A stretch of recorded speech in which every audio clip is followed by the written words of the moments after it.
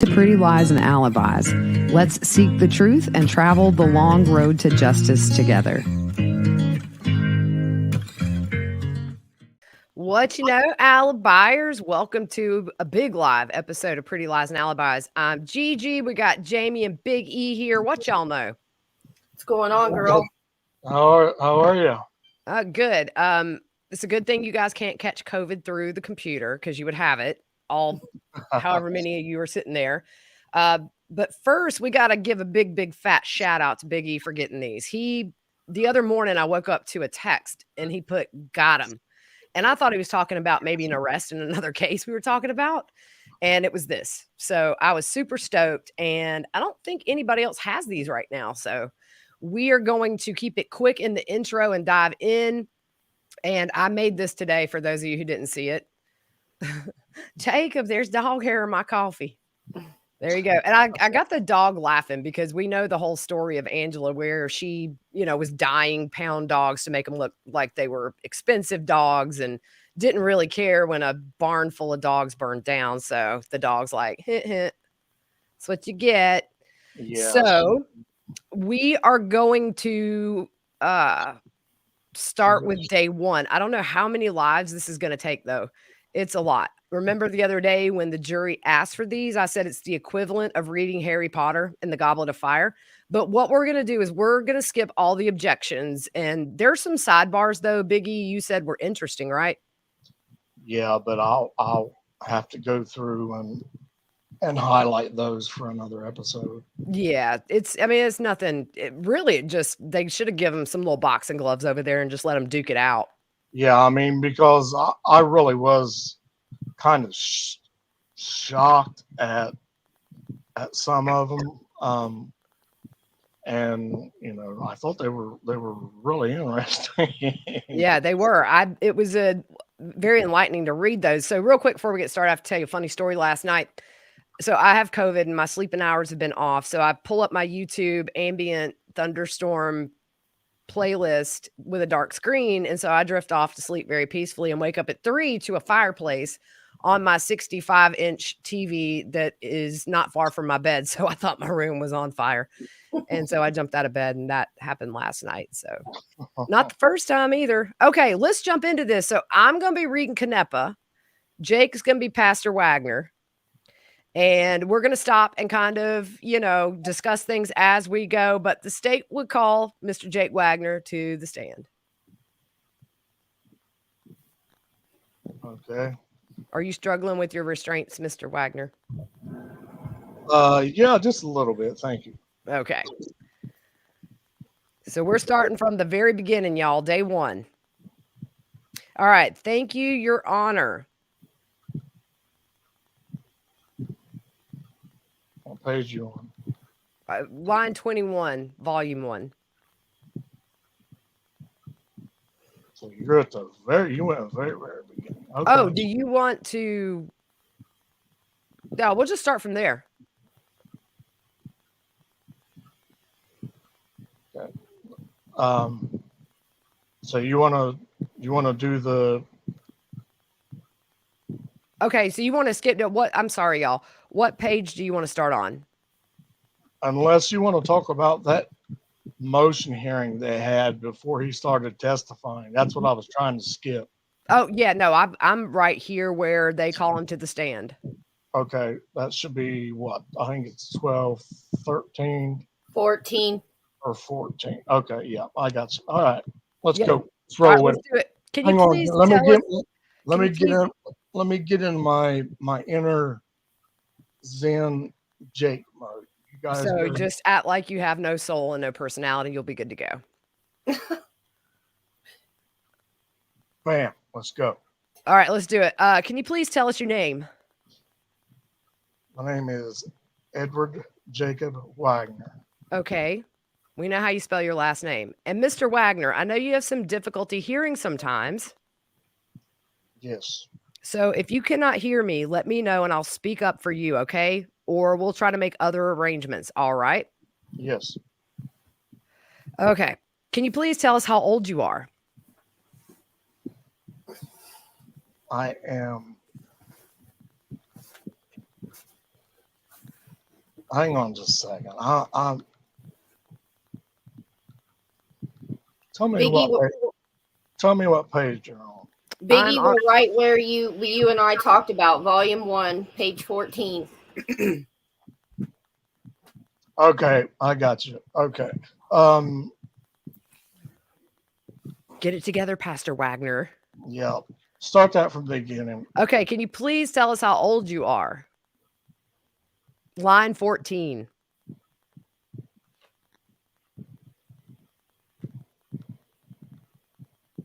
29. There you go. Okay, and are you currently incarcerated? Yes. And where are you incarcerated? Columbus, ma'am. Columbus. Yes. Okay, and do you know the name of the jail you're at?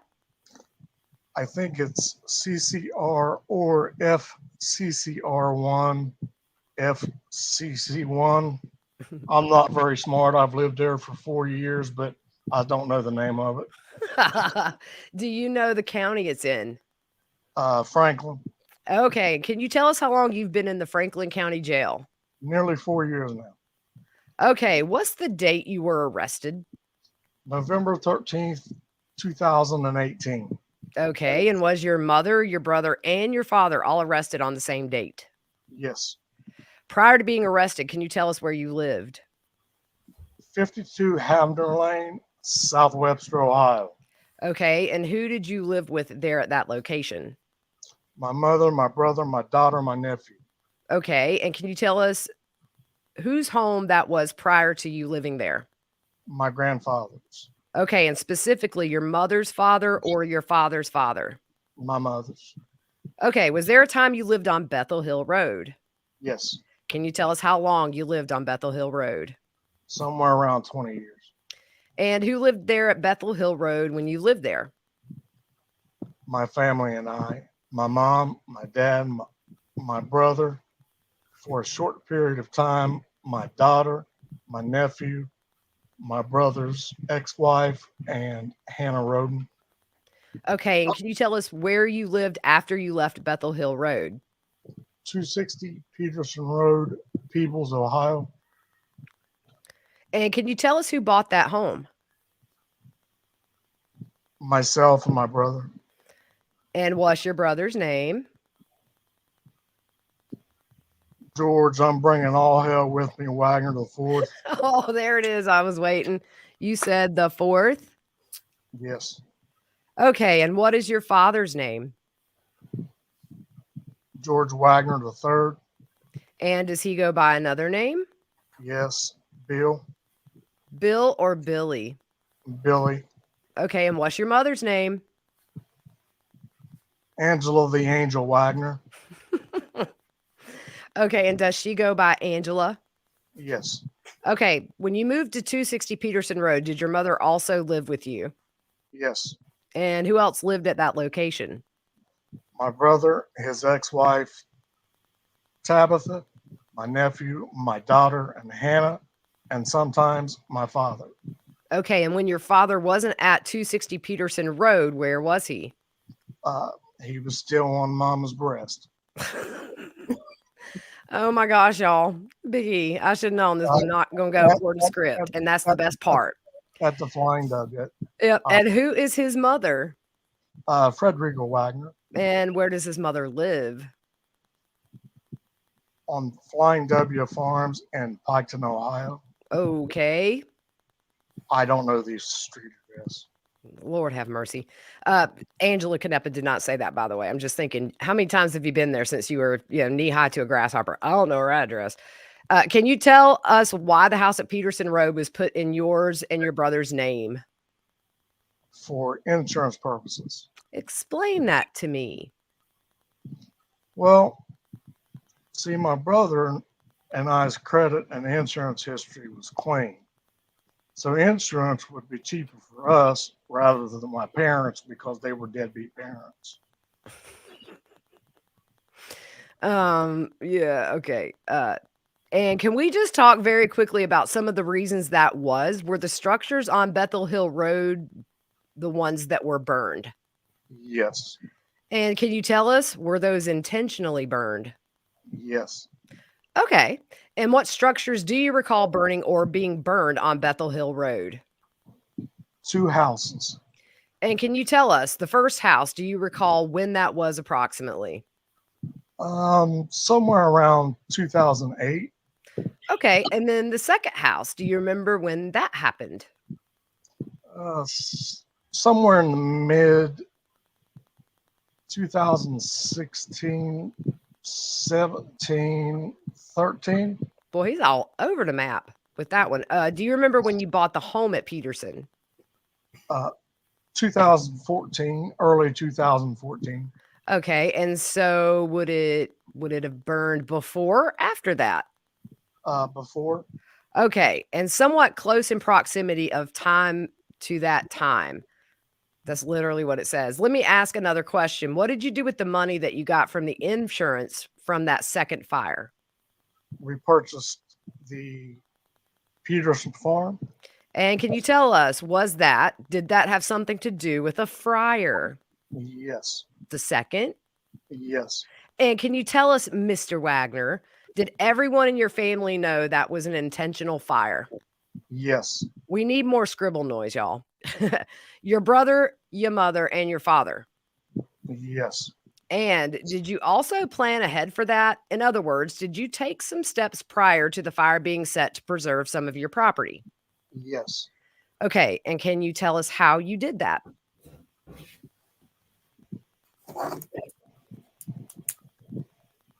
Are you lighting a fire, Biggie? I thought I heard a lighter flick. We don't need literal interpretation here, dude. That better? Oh, yeah.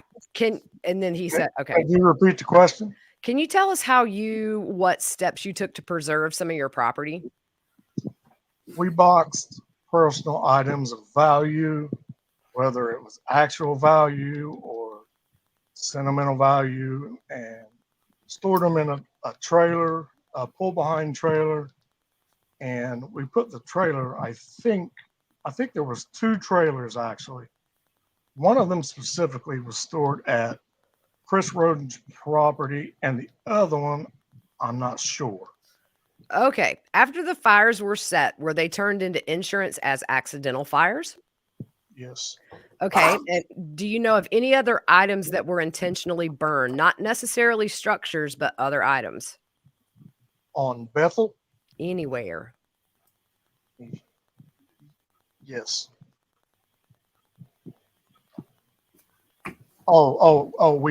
Let's see, our semi truck. Okay. And when you say our semi truck, explain that to me. We had bought a semi truck, one single semi truck, to work hauling cattle between my brother, my father, and I. Okay. And do you recall when that fire occurred? It was early-ish 2016. And lastly, was there a wreck in George's truck after 2016, I guess, or after April of 2016? Yes. And can you tell us why that occurred? I intentionally crashed that truck to not collect, but to pay off the loan on the vehicle because it would have been too expensive to fix the truck or the internal engine brokenness. I can't think of the word. Okay. It cost too much to fix. Okay, this was George's truck and the engine was needed fixed and it was going to cost too much to fix. Yes. Why did you end up being the person to wreck it? I volunteered because I'm stupid. I volunteer as tribute. Okay, can you tell us, was anybody else with you during that wreck? My Uncle Chris. Okay, and did your Uncle Chris know what was going to happen? Yes. And just for the record, what is your Uncle Chris's last name? Newcomb. Okay, and can you tell us, he's your uncle, but he's also pretty close in age to both you and George. Yes. And between you and George, can you tell us who is the older one? George. Okay, can you tell us, Jake, growing up, what were some of the things you and your family would do together? It's a loaded question. Commit felonies. You mean like hobbies? We hunted, we fished, we rode 4-wheelers, played in the mud, Went to the fairs, festivals, amusement parks. Not often. We tinkered on engines. We stole. We robbed trucks.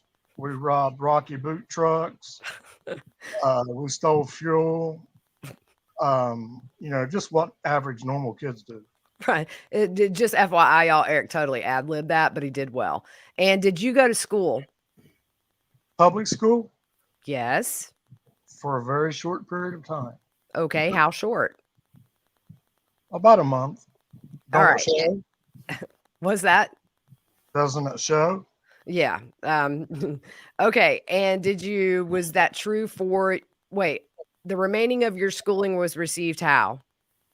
Homeschool, Okay. And was that true for your brother also? yes, And did you ever receive any other type of schooling after your homeschooling was finished? yes. What schooling? Both my brother and I had attended technical education college in Lucasville, aka Votech, for diesel engineering. Okay. So you both attended. Yes, Did you go at the same time? yes. How long was that? A year. Okay. Can you tell me, are you close to your brother? Way too close. Yes, And do you love your brother? yes. And do you believe he loves you? At this particular time, yes, Is it difficult for you to be here today? very. Is it true that you would love nothing more than for him to be able to go home? Yes, Well, if the jury saw it another way, right? Do you feel that way about your mother and your father as well? yes. Can you tell us what type of jobs have you had?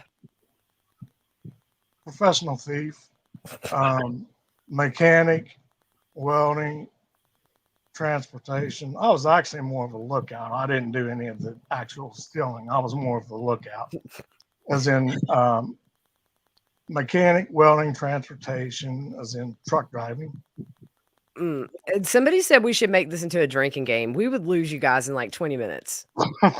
Okay. And some, all, or most of these jobs have been with your brother. Yes. Okay. You talked about hunting. Can you tell us when you hunted, who would be hunting with you? Would it just be you and George, and then maybe George and your dad? Or tell me about that. It would be a variety. It'd be my brother and I mostly. Occasionally, my dad, Uncle Chris, some members of the Rodens, my friend James Roten with a T, and his family from Virginia, some of my Uncle Chris's friends. You said some of your Uncle Chris's friends? Yes. Off the top of my head, that's about the ones that I can remember. Hannah, a couple of times. Uncle Chris's fiance, Miranda, most every time he went since their relationship started. I think that's all. Okay. If you had to say who went together for the greater part of the time, who would that be? My brother and I. And you mentioned James Roten. That's with a T, correct? Yes, no relation to the rodents. And they live in Virginia. Is that correct? Yes, So how often would they hunt with you per year? at least 2 weeks out of the year. All right. Would you say between you and George, which one of you was the best hunter? In certain aspects, I would say he. You would say he? Yes. Okay. And how do you mean that when you say in certain aspects? Well, because George had a degree in rocket science and deer hunting, it was more of a science for him. Preparation, health, and management of the herd, food plots, migration, anything that has to do with the best possible outcome for both the health of the herd and the possible harvest he had. I mean, he has knowledge of. I would just go with the flow and look to him for guidance because, again, I'm just not very smart. Okay, and another aside, did either of you ever poach deer? Yes. And can you just tell us what does poach mean? It can mean a majority of things, but the most average is harvesting a deer out of harvest season or above the quantity you're allowed or without the legal weapon to use. So basically outside of, Yes, outside of regulations. okay, and can you tell us what is spotlighting? Is that the right term? Yes. Spotlighting is where you hunt deer after dark by shining a large flashlight towards any deer's eyes so it has no chance. Well, for the most part, at least it's blinded so it doesn't have to see you on the other side.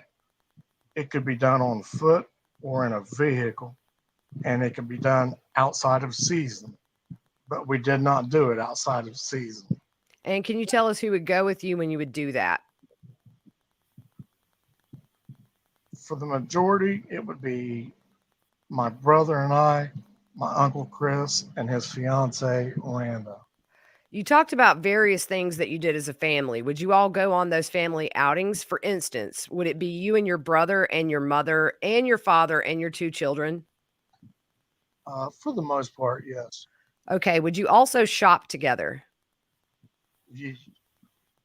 Yes. And can you tell us some of the places you guys would like to go shopping as a family? We shopped for a majority of either Walmart, Kroger, Cabela's, or Pro Bass Shop. That's the majority. Okay, and can you tell me a little bit about the finances in the home? For instance, if you were out and out and about and you were all at Bass Pro together and people wanted to buy things, you wanted to buy something, your mom wanted to buy something, maybe you wanted to buy something for one of the children, whose credit card would be used at Bass Pro? My own. And why is that? It was a Bass Pro Shop credit card and it earned rewards points. Okay, so even if you were making a purchase for your brother or your father, you would use your credit card. Yes. And would you say, Jake, that you often helped each other pay off debts? Yes. For instance, if you paid off your own debt, you had a credit card, correct? Yes. The Bass Pro credit card? Yes.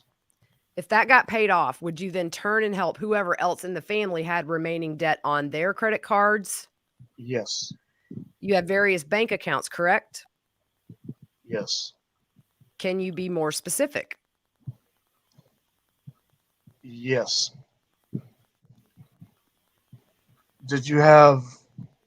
Oh, yeah. Did you have bank accounts? A bank account with your brother? Yes. Did you have a bank account with your mother? No. Okay. If you were not a cosigner on an account, would you still be able to use that account Yes. within the family? Yes. Basically, okay. And why is that? This was only at People's Bank, and because we knew the people personally that were employees. Okay, all right. So it's fair to say that you basically would pool your resources for the common good in your home. We have an objection, is sustained, and then the question is, okay, can you tell us, Jake, what's your relationship with your mother? What was your relationship with your mother like? Close. And your brother? Closer. And your father? Close-ish. Woof. Okay, can you tell me a little bit about, did your family have family meetings? Yes. And can you tell us some of the things that you would discuss at those family meetings or types of things? I can't think of a proper word, but an example would be if we needed to build a fence, where it would go, how it would be situated. I reckon the best way to describe it would be maybe financial is not the proper word. Efficiency of the farm or other typical topics that was oriented around the family. Okay. And things like if you were planning to maybe move or objection, leading, what were the other topics you would discuss? Generally, yes. Okay, at the end of the meetings, would you voice your opinion or kind of, I don't want to say official cast of a vote, but vote on what the outcome should be? There's objection from Parker, and then Canepa says you can answer. Oh, I didn't know what overrule meant. Can you repeat the question? Yes, at the end of the meetings, would you voice your opinion or vote on what the outcome should be of the discussion? Yes. Can you tell us where in the home those meetings would typically take place? The kitchen? Okay. And would you say you took turns in who gets to decide? There's an objection, it's sustained. And so Canepa says, okay, who would typically get to decide at the end of those meetings what the outcome is? It mostly depended on what the subject or topic was, considering who it was for. How do I describe that? For example, if it was something specifically my concern, I would have the final say, or vice versa. Something to do with family in general, such as a move, if we were all anticipating moving, or something for the farm specifically, it would be the type of layout to where that would be the most efficient for a certain project or what it was being used for. Okay. And can you tell us who would participate in those family meetings? Myself, my mother, my father, my brother. Okay. Just going to round out some of those background questions. Did you and or your dad and or George ever steal things? Yes. And can you tell us what sorts of things and who would be doing those things? Can you be a little more specific, please? What things would you steal, first of all? You mean in a general aspect? Yes. Fuel, lumber, appliances, I guess you could call it. Useful things that you could use on a farm, a wide variety. Okay. When you say useful things for use on the farm, like what kind of things are you talking about? Like tools, gates, fencing, building material, livestock. And where would you steal those from? I'm not sure exactly how to describe it, but in a general aspect, in the most unlikely place that would hurt an individual. Explain that answer. So if, for example, I'll use you guys as a hypothetical example. May I? Yes. Okay. Let's say Mr. Scheider was a farmer and he had a pile of fencing in his backyard that was unguarded. We would not steal his fencing. But say if Mr. Junk was a truck driver that worked for, has as a company, and say he was hauling a load of fencing, for example, for a large company such as Lowe's, then it would have come to no cost to his personal pocket. That's what we would steal. Okay. Something that was insured. Okay. And when you say we, who would participate in those activities? Myself, my father, and my brother. When you indicated you would steal fuel, how did you steal fuel? We set up a PTO driven hydraulic pump attached to our semi truck's transmission with piping through the individual fuel tanks of the truck that would transfer fuel from a company vehicle's fuel tank to our fuel tank. And that was during the time you were driving trucks? Yes. Your own truck? Yes. Is that when you had your own truck? Yes. Okay. Did you also learn how to pick locks? Did I do what? learn how to pick locks? Yes, I did. Would you say you're a gun enthusiast? Yes. And what about your brother or father? Enthusiast, I don't think would be the proper word. Okay, what would the proper word be? I mean, we all like guns, but I would say I'm the only enthusiast. Okay, you own guns, and would you also shoot them on your property? Yes. And would your brother or father shoot on the property? Yes. Okay, can you tell us when you hunted, where did you hunt? Can you be more specific on your question? Yes. How about when you lived on Bethel Hill Road, where did you hunt? On my grandparents' property, Flying W Farm, which is also part of the Bethel Hill property. Bethel Hill's part of that property? Yes. Okay, and when you lived on Peterson Road, where did you hunt? As well as the Peterson property, the majority would be on the, I guess you would call it the county roads in poaching and spotlighting.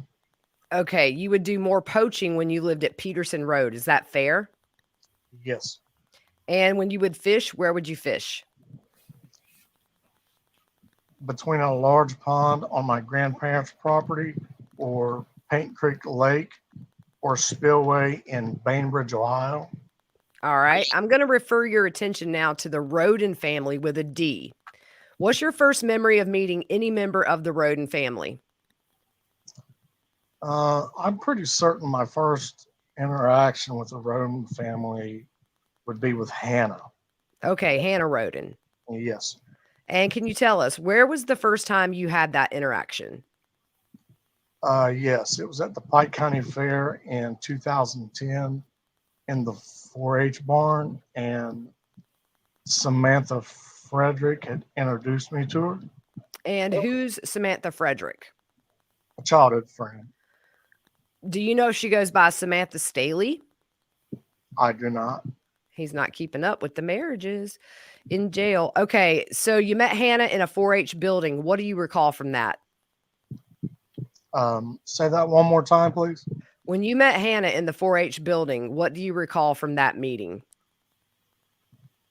I remember having just chit chat with Samantha Frederick, and Hannah had come up, and Samantha had turned and said, "Oh, this is," I think she said something similar to, "This is my boyfriend's sister, Hannah." And she had said hello and was carrying her 4-H bunny. It was a white, fluffy rabbit with black ears, and she had told me, she had asked me if I wanted to pet her bunny, and I kind of ignored it at first, and I started talking to Sam again, and she was kind of pushy on the subject. So she said it 2, maybe 3 times. So I finally said, "Okay, I'll pet the bunny."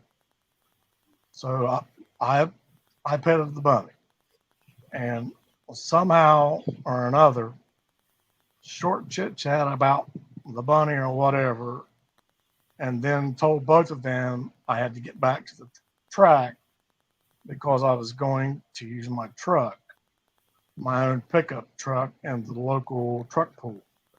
And do you know how old Hannah was at that time? 13. And do you recall how old you were at that time in 2010? I was 17. Okay, and did you see Hannah another time? Can you repeat the question? Did you see Hannah another time after that first time?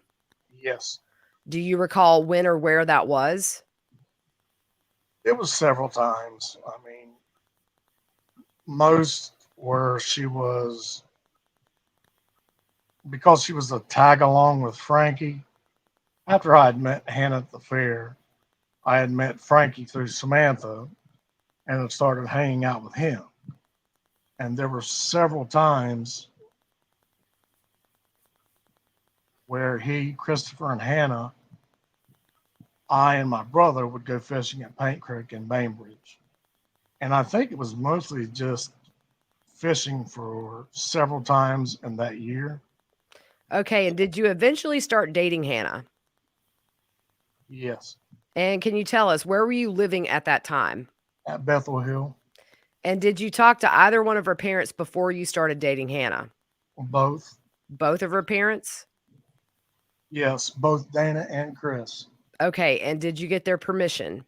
Yes, Can you tell me, did your father, Billy, also have a relationship with the Rodens?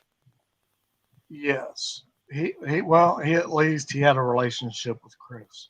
And was that before or after you met Hannah in 2010? I believe it was before. Okay, but you had not met Chris's children during that relationship that your dad had with Chris. No, During those first few years that you were dating Hannah, would her parents have her younger brother, little Chris, or her older brother, Frankie, accompany her when you would come to your house? yes. And then would you do things together, like four-wheeling or whatever else you were doing at that time? Yeah, we would do fairs, four-wheeling. There were several times we were going deer hunting together, festivals, just around about stuff, movies. Okay, real quick, I see people asking. So this is Jake's transcript. I'm reading Canepa's part. He's reading Jake's, and we're just going to go down this list. This isn't Jake's actual voice, but Big E got the transcripts. He's the only one that's got them right now, I think. So you guys are hearing this.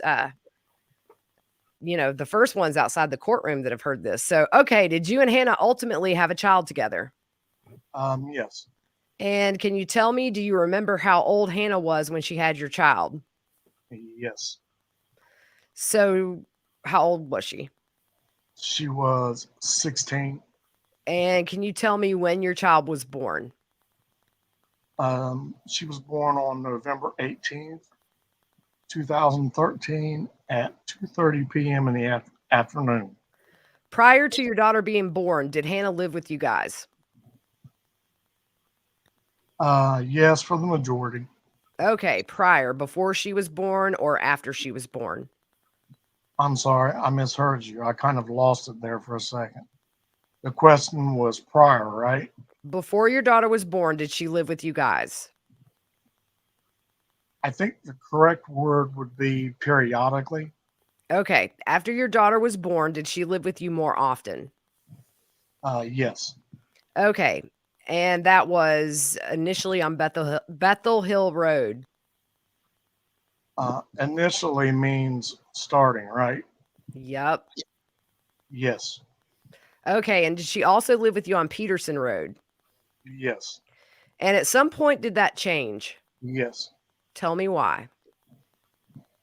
We had, I guess you would call it a breakup, separation situation. Okay. I guess you could call it that. Okay, can you tell us approximately when that was? February 2015.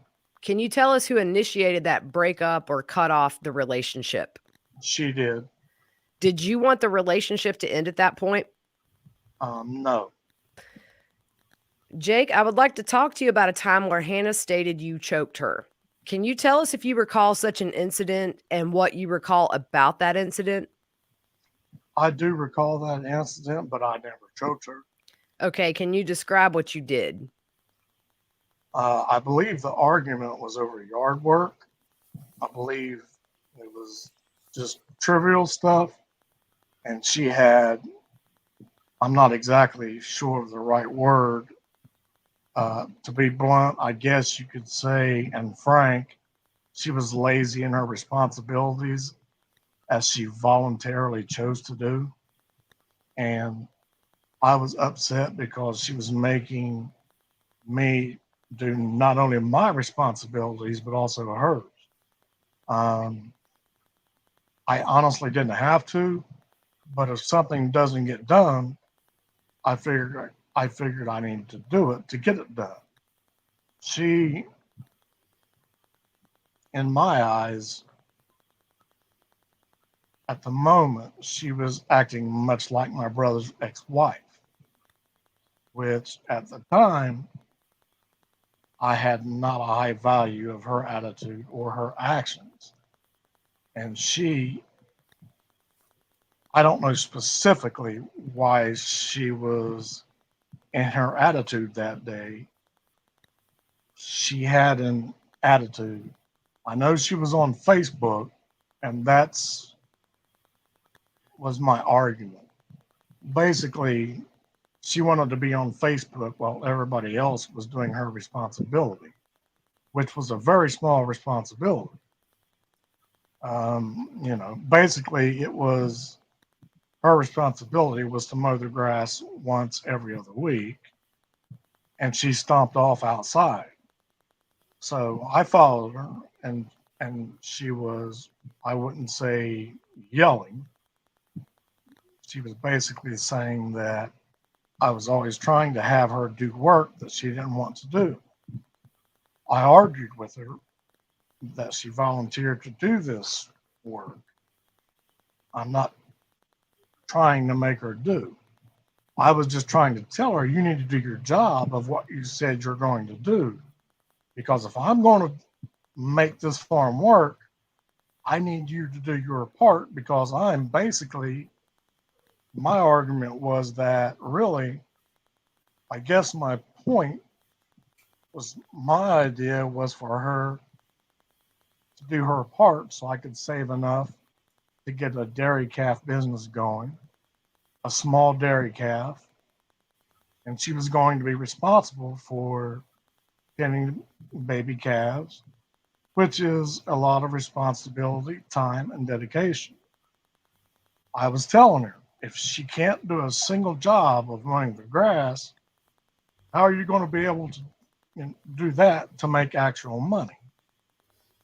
So she basically started to stomp off on the patio outside the house and was going to saying something that she was just going to leave, not leave as like relationship or walk out of the house like that, just leave that time and go somewhere type thing.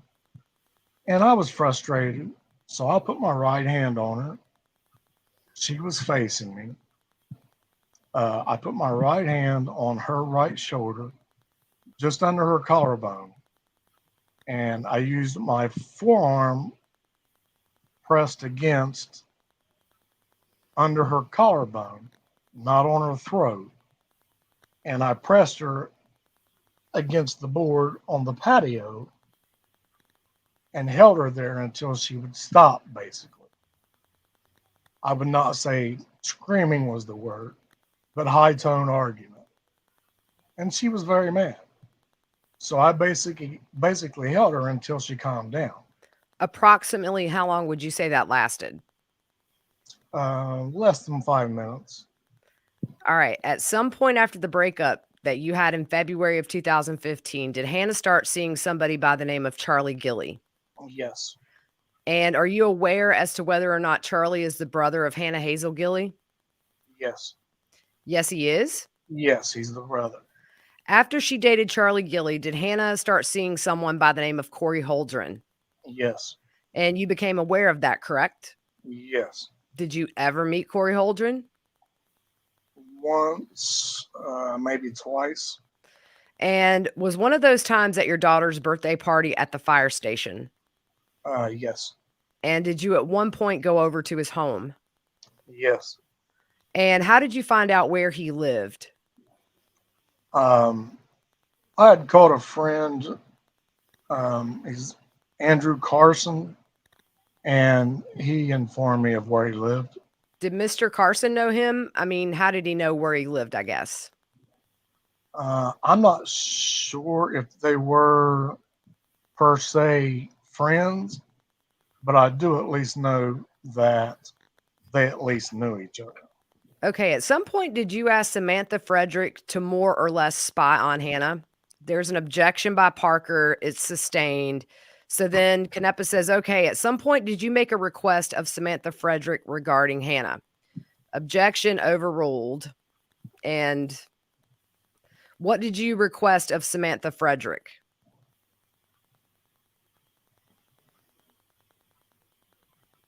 Page 49, line 7. I'd ask her to inform me at any time she was babysitting my daughter, and if Hannah was doing anything that she considered bad parenting. Okay, and did Samantha live close to Corey Holdren at that time? Across the street, yes. Okay, can you tell us, during the time that I guess during 2015, did you have concerns regarding your daughter? Yes. And excuse me just a second. I'm sorry. Wait, no, I just switched to Jake. Canepa says, I said, did you have concerns about your daughter during that year of 2015? Yes. And what were those concerns? Excuse me just a second. I'm sorry. Can you repeat the question? What were those concerns? I was concerned that Hannah was going to let my daughter be molested. Okay, and what did you base those concerns on? Are you wanting specifics as in the reactions of Sophia or reactions or my knowledge of people that she was just, I don't know. Yeah, whatever caused those concerns for you. Okay. To my knowledge at the time, what I'd heard from several people, her choice of men was some kind of drug user of various sorts, however you describe it. There was a time when I had been informed from Hannah's cousin, I'm not sure, Patricia Manley, I think her last name is. It was Patricia, yeah. I'm sure everybody knows who that is.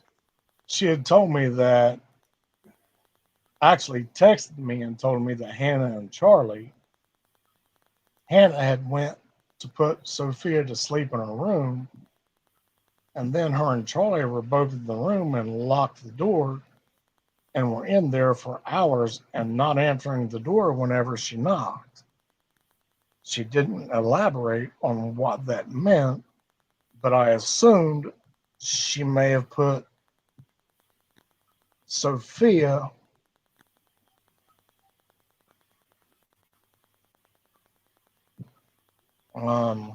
Did you lose your spot? yeah. Top of page 51.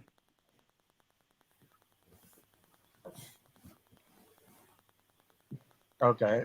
But I assume she may have put Sophia to sleep and possibly may have been doing inappropriate things with my child in the room with them, I guess you could call it. Beside that, my daughter had told me that Corey Holdren had locked her in the bedroom and left her there for hours while she screamed for her mother and no one would come to rescue her. She told me that she had screamed for me and I didn't come to rescue her. When it was time, I need to expound. I kept Sophia.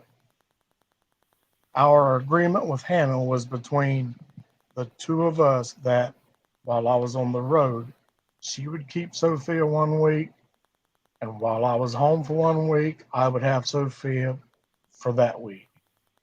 And while I was at home, Sophia would cling to me, and every time that it was time for her to go home, she would scratch and claw however she could to try to hang on to my leg and scream, Daddy, please don't make me go, with eyes that were filled with tears. And to what I could see was a form of terror of some kind. I didn't know what was going on, but I asked Dana Roden. She said she was just being a brat. I asked Hannah about it. She said that nothing out of the ordinary was going on. And I confronted Hannah. I said, Hannah, well, I guess I should probably say this first. There's a past history in my family and Hannah's and Tabitha's of either rape or child molestation. And because of those, I had a deep fear for my own daughter when she was born. And I solemnly swore to her while she was in my arms that I would never let anything happen to her.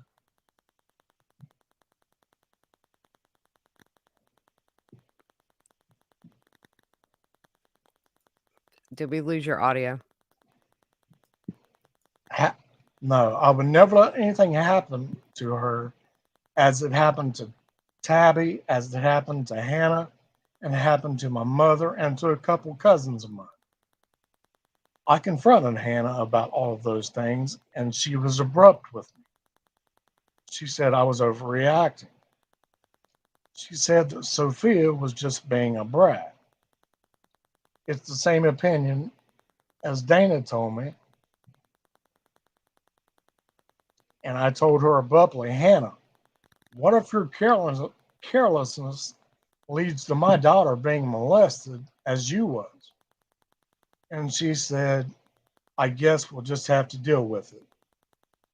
And those are my concerns. And I was very, very fearful that it was going to happen or had already happened. Did anyone else in your family share those concerns? To some extent, yes. And to some extent, who in your family? My father, my mother, my brother. Okay. Were you trying to obtain an attorney at some point to try to get 50-50 parenting? I believe it's called shared parenting with equal rights, but yes. And can you tell us if Hannah seemed interested in signing any of the paperwork that you and your attorney had tried to get her to sign? For a good period, she did seem very interested. Towards the end of 2015, it seemed more along the lines she was just stalling for some odd reason. I don't know what the reason. She told me she was getting a lawyer to double check the paperwork, which was very, very short, and said it was Chris Roden Sr.'s legal lawyer that he used from Columbus. I don't believe there was equal rights, but yes.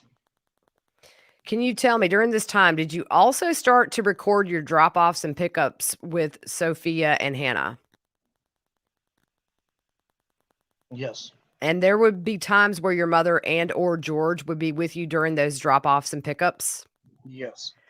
During this time period, was someone in your family also monitoring Facebook private messages of Tabitha and her mother? Yes. Who was monitoring that? My mother. Okay, and specifically, who is Tabitha? She is my brother's ex-wife. And while your mother was monitoring those conversations, did she also observe a conversation that occurred between Tabitha's mother and Hannah Mae? There's an objection, and he sustains. And so Canepa says, did you become aware of a conversation that your mother observed occurring between Tabitha's mother and Hannah Mae? Yes. And do you recall what the general nature of that conversation was? There's an objection, sustained. Then Canepa says, how did you become aware of that? Two forms, actually. Okay. The first was through my mother, and the second was through Hannah herself, Hannah Roden. And what was that, the nature of that conversation? There's an objection, hearsay, and they approach the bench. We are going to go down big E to page 58. That's where the sidebar ends, and we pick back up on line 13, page 58. Jake, do you remember when that conversation occurred? Sometime late 14, early 15. No, my bad. Late 15, early 16. Okay, and did you ever read the message or the conversation? Yes. Okay, and can you tell us what the conversation was? There's an objection by Parker. It's overruled. And then it's 59, line 1, the witness. I thought there was another. Did I miss I it? cannot quote, but the conversation was between Hannah and Tabitha's mother.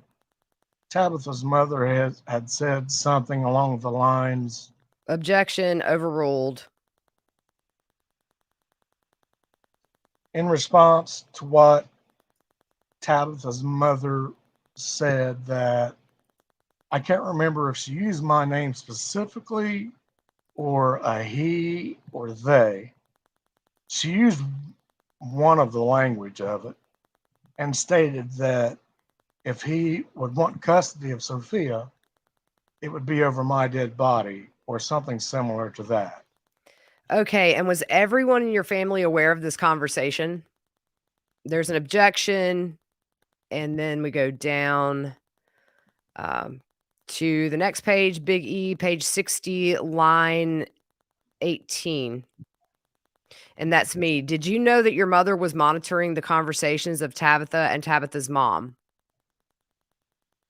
Not Tabitha's mom. I know she was monitoring Tabitha's. And do you know why she was doing that? There's an objection. It's overruled. Yes. And how did you know? My mother told me. Why was she monitoring those conversations?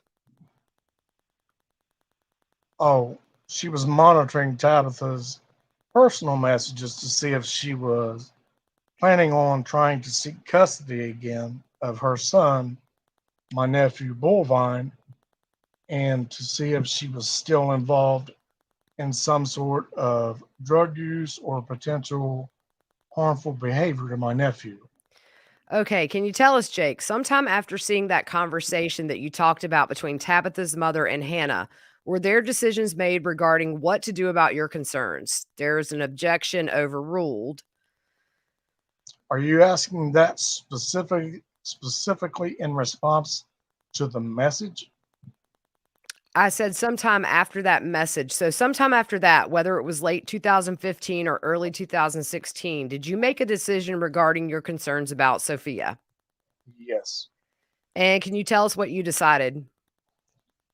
To be frank, I guess to the point, I decided I felt I had no other choice other than to kill Hannah. And can you tell us how that decision progressed? When did you first think of it? Were you the one who first thought of it? Tell us about that. I was not the first. My father first mentioned it to me. He said something along the lines that if something is not done, Sophia will be, I forget the exact word he used, but in a general aspect, I'm going to say harmed. And at first, I can't remember exact words I used, but my first response was I had blowed up over the matter and telling him that that was my daughter's mother, and I still loved her, and I was not going to let that happen. And I stomped off the door and stomped out the door. So, Jamie, you were there for this testimony. I mean, he was very matter of fact, right? He didn't show any emotion, Correct. Stoic is just you and I are sitting here. It was crazy. Okay. Do you recall where that conversation with your father occurred? It was right inside the house of the Peterson home, right inside the front door. Okay. And was it just you and your father that was part of that conversation? I think my mother was there too. Okay. And when he said something has to be done, was he specific about what something was? Yes. He said that, again, it's not a quote. It may have been worded differently somehow. He said something along the lines that the only option would be to kill her or kill Hannah. It was something like that. Kill her or kill what? or kill Hannah. Okay. Billy, let me clarify that. So, because that's been a problem. He is not, Billy is not saying kill Sophia or kill Hannah in that context. He is saying he's saying Jake is trying to remember the exact words that Billy used, and he's saying he doesn't remember if he used the word to kill her or kill Hannah. He's not saying to kill Sophia. A lot of people got really confused that were in the courtroom about that, just how he worded it, because it was tweeted out by several people inside that are, with media, Yeah, that was the assumption. So that this cleared that up. Yeah, Yeah. And then Canepa was says, kill her or kill what? Hannah. Okay. One of the two. I'm not sure which word. And do you recall approximately when that conversation occurred? Sometime in January of 2016. And when he first suggested this to you, you told him basically no way Yes. and stomped out. Yes. And did he say anything to you after you told him no way? In the same moment or after, or just in general? After that. He had tried to talk to me about the matter, like later on. Not that same day, like the near future. Okay. And what did he say at that time? I can't exactly remember the conversation. I was still hesitant because this was before my last, I'm going to use the word argument with Hannah about the subject, when she had said we would have to deal with it, but that was my tipping point. Okay. And so once you had that last argument with Hannah, what did you do? Oh, I had went to my father and I told him we'll have to do it. And do you remember where you were when you had that conversation? Not specifically, no. Okay, you don't remember if it was at Peterson Road or some other location? There's an objection overruled. What did you say? Do you remember if it was at Peterson Road or some other location? I don't think it was at Peterson. Okay, and do you recall approximately how much time had passed between the conversation you had with your father where you said we'll have to do it, and when he first brought it up to you? A month or two, closer to 2, maybe. Okay, after you told your father that you agreed to it, what plans were made? Was it just going to be Hannah? Tell us about that. There was, can you be a little more specific with the question, please? Yes, when you tell your father that you're agreeing to do this, to kill Hannah, do you guys then start making plans immediately? If so, what were those plans? I had made a suggestion. I'm not sure if it was immediately. It may have been. His response was something of sorts of, I'll think of something. I may have made an idea at that point. It may have been later on. My initial suggestion was to kill Hannah as a, I'm not sure the proper word was, but to make it look like Corey had done it and then committed suicide afterwards. So my initial idea would have been Hannah and Corey only. He had said, but that would not have worked for considering the location.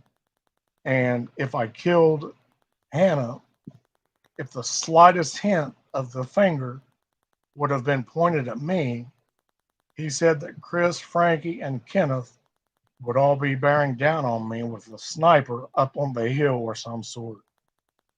He said, you cannot kill Hannah without killing them as well. And he said, as much as it pains him to say that, it would be the only way. And why did it pain him to say that? because him and Chris Sr. had a friendship bond of, as he described it, closer than a brother. So once your idea was rejected, what became the plan? Initially, it would be, I think that's the right word, maybe not, but maybe ultimately, the plan would have been that we would kill Hannah, Chris Sr., Frankie, and Kenneth. Dana would be in the same household, so I don't know what the right word would be, but not necessarily a problem, but just as in the residence. Gary would be the same. Hazel would be the same, and Christopher, because they all lived in the houses of which each one lived. So they were not necessarily the main target, but you knew they would be there. And I think the proper word would be witnesses. I think would be the proper word. okay, once this decision was made, can you tell me who was going to be involved in carrying out this and what kinds of preparations were made? Can you repeat the question a little more specifically? Yes, after you and your dad decided that you were in fact going to kill not only Hannah, but Chris and Kenneth and Frankie, and then any individual that was present, what kind of plans were made to make that happen? My father had said that the timing and surrounding events of the homicide he would take care of. And I was to obtain a vehicle that was not our own and to prep firearms with silencers. He indicated that you should obtain a vehicle not your own. Yes, And what was going to be the purpose of that vehicle?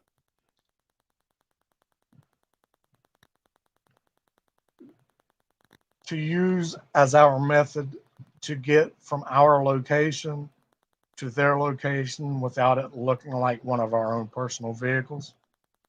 You know, just on a side note, that was a dumb decision if you really think about it, because what if somebody had seen them in Chris Sr.'s truck? I mean, that would have been game over. They'd have been busted the next day if somebody had a pulled up beside him or something.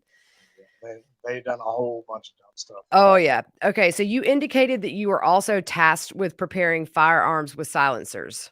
Yes. And can you tell us what firearms were you supposed to use? Initially, I was going to use a Ruger 1022 of mine, a Beretta 92 of my dad's, and an SKS that belonged to my brother. But in my process of trial and error, I destroyed the 1022, and the Beretta was a malfunction that didn't work. So I opted at a last effort to use a 1911 that I had, a Glock 40, and a Glock 40 that my father had. Okay. So you initially tried to fashion a silencer for a Ruger 1022 that belonged to you, Yes. and you said it was destroyed. Are you talking about the weapon itself? The weapon itself, yes. And how did that get destroyed?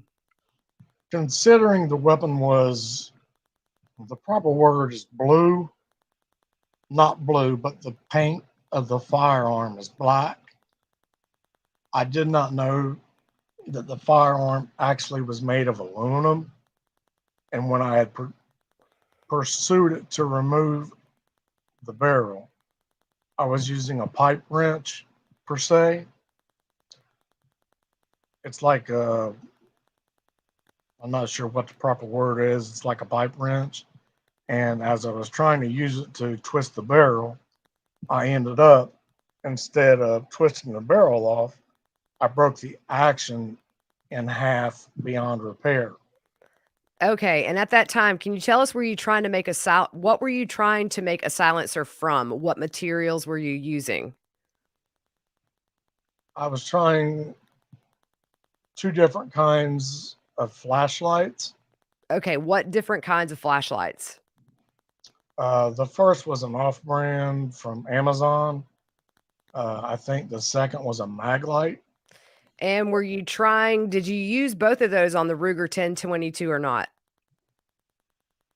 The first one didn't even make it to the point of making a silencer because it was, well, generic and it didn't get past the very first phase, which is the front end was just too thin of aluminum and it broke right off.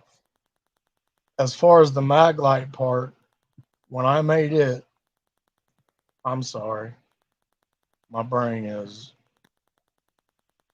I've already forgotten your question. Can you repeat the question one more time? Yeah, I'll kind of summarize. So you said because the first flashlight was a generic one. Are you talking about one of the great lights Yeah, that sounds right. Correct. that you ordered from Amazon? They were blue. Correct. I remember it being blue. Okay, but that did not work very well because the aluminum was very thin. Yeah, it didn't get past it didn't get to be able to even start to make a silencer. Okay, when you used the mag light, did you use that on the Ruger 1022 or on the Beretta? The Beretta. Okay. It got to the final stage of construction, to the test firing point, and it malfunctioned and shot the housing from the barrel of the weapon, and it destroyed all the, so it was beyond repair. And do you recall what you did with any of these items? The Ruger 1022 that broke, the initial flashlight that didn't work, the mag light suppressor that failed? All those items you just named, minus the mag light, was just thrown in the dumpster. Okay. And as far as the mag light, I had, in frustration, tossed it into our burn barrel and just the barrel we used to burn trash. And after it was all burned, we put it in the dumpster. Okay, and you indicated that then you went on to a 1911 that you owned, correct? Yes. And do you recall specifically what that weapon was? It was a Colt 1911 22. Okay, and you indicated that there was a 40 Glock that also belonged to your father, correct? Yes. How did you obtain the 40 Glock? I'm not sure. If I remember correctly, well, hold on. How I obtained it? Yes. Okay. My father brought it down to me. Okay, and before I get away from this, the Beretta, what happened to the Beretta itself? The Beretta's barrel was, I had used to weld a fitting to, so it was beyond repair, but the firearm itself was not beyond repair. So I had given the Beretta back to my father. And to my knowledge, I believe he bought a new barrel for it at a future time. Okay, and are you aware whether or not there were also grips purchased for that Beretta?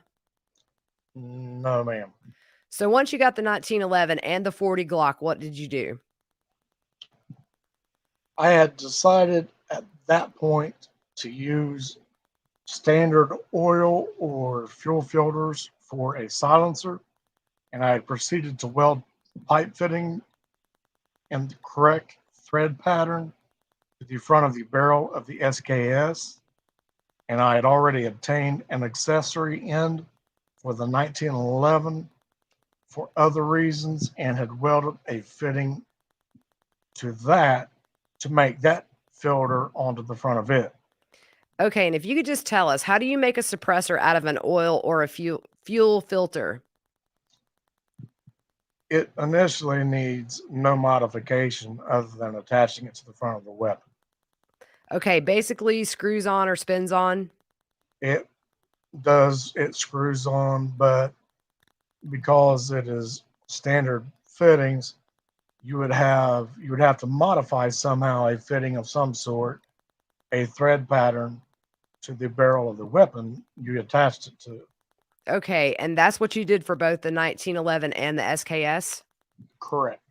So they pull up an exhibit and she's going to hand him this exhibit. And then he says, I can see it. And then she says in front of you. Yeah, I see it. This is just bigger. Okay, all right. First of all, when looking at that list, can you tell us if you recognize that list?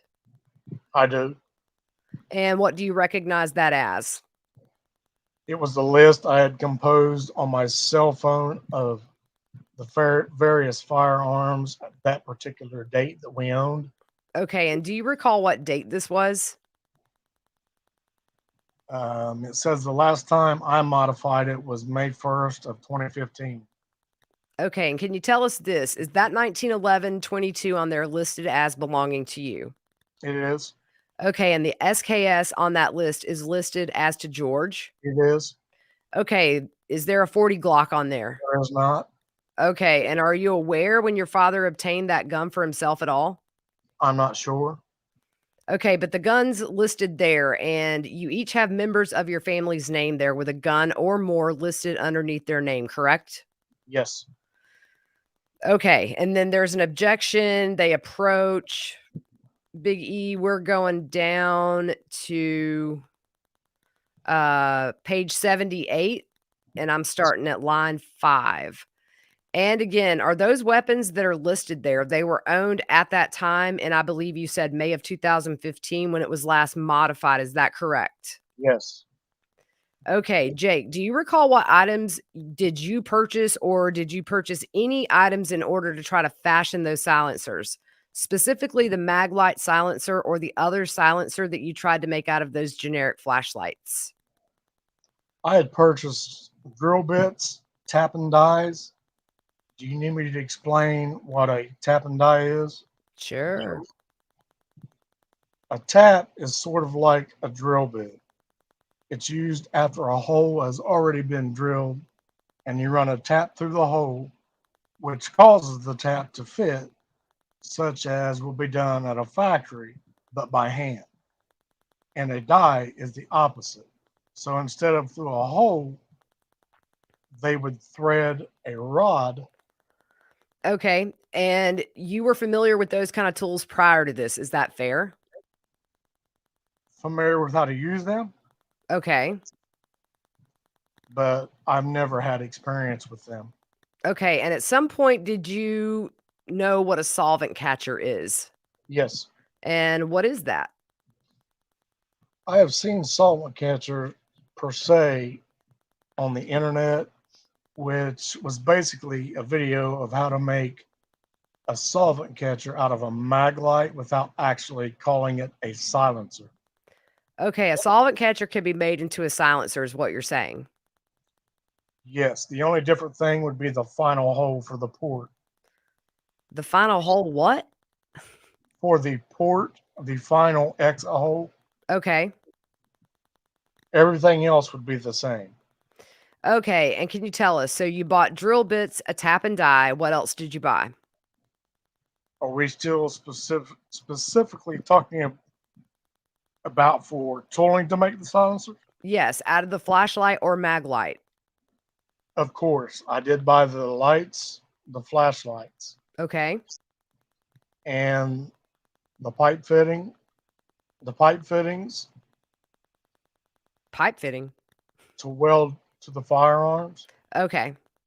Oh wait, no, we're talking about the aluminum flashlight. That's the filters. I cannot recall anything else. You bought drill bits. What were you drilling? The whole of so the bits would be the size, the diameter of the caliber of which I was using.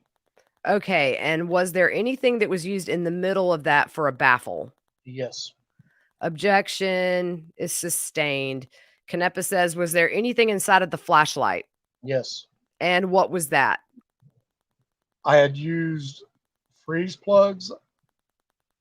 I had used freeze plugs for the baffling system. So she shows Jake an exhibit, asks, are you able to see that? Yes. And referring your attention to or directing your attention to the February 26, 2016 entry, the Tactical Incorporated Tactical Innovations. Did you see that? Yes. February 26th. Yes. Can you tell us what that is? That is the barrel adapter to mount an accessory on the front of the 1911. And then February 28th, that item in the first one on the top left. Yeah, a freeze plug. Okay. And do you recall making a purchase of those at O'Reilly Auto Parts? I recall making the purchase. I do not recall which of the 3 auto parts stores I had made the purchase at. Okay, but did you purchase them in person as opposed to online? Yes, And it was more than one freeze plug? yes. How do they come packaged? You can order them. You order them or you buy them. If they don't have them on hand, they'll order them in. You can buy them in a box or you can buy them individually. Okay, and how do you know how many are in a box approximately? I really can't say. I don't know. Okay, February 29th, those bottom middle 2 items there. Yes, And is that Chevy 1971 diesel at Hotmail? That's your email or somebody else's? that is mine. Okay, and are those the 2 flashlights that you purchased? Again, I don't remember. I remember them being blue, but that looks about like the ones I had bought. Okay, and February 29th of 16 again, we see that Chevy 1971 diesel at Hotmail. Can you tell us what those items are next to the freeze plugs on the top? Those are drill bits. And those are the drill bits that you purchased. Do you recall? I don't see the size of the drill bits, but they look about like the ones I ordered. Okay. Biggie, do you want to kind of skip down past all this gun talk? It gets pretty technical here. Let me scroll. We're going to scroll down now just because there's about 8 pages of technical gun stuff. Page 86, Biggie. And we'll go here to line 11. Were there other items that were purchased in preparation for these murders? Well, let me back you up first. You talked about fashioning silencers for various weapons and having a couple that failed, and then what you resorted to as a result of those failures. You also indicated that you were instructed to get a vehicle not your own. Can you tell us, did you in fact get a vehicle? I did. And who did you get that vehicle from? It was purchased from my great uncle Todd. Can you tell us who was present when you purchased that vehicle from your great uncle Todd? Uncle Todd, I think my uncle Gus was there, myself, and my brother. Do you recall where you were? Just inside the driveway at Peterson. And do you recall how much money was paid for that vehicle? Something between $1,500 and $2,000. Specifically, I think he started at $2,000. And we'll just we say cut that him he down says to a very $1,500. offensive word here to describe getting somebody to lower their price. So, okay, what kind of vehicle is it? It was an early 2000 model or a late 90 model Chevy pickup. Okay, and can you tell us, do you recall when you purchased that in relation to the murders? I think it was somewhere within the first 3 weeks of April. It could have been early, like first, second area, or it could have been after the 14th. I'm not sure. In the same months as the murders. And then there's an objection overruled. Jake wants to know, does he answer it? And she says yes. Does that mean I answer it? Yes. I think so. It wasn't. Do you know when the homicides were committed? Yes. And when were they? Did you say when or where? When?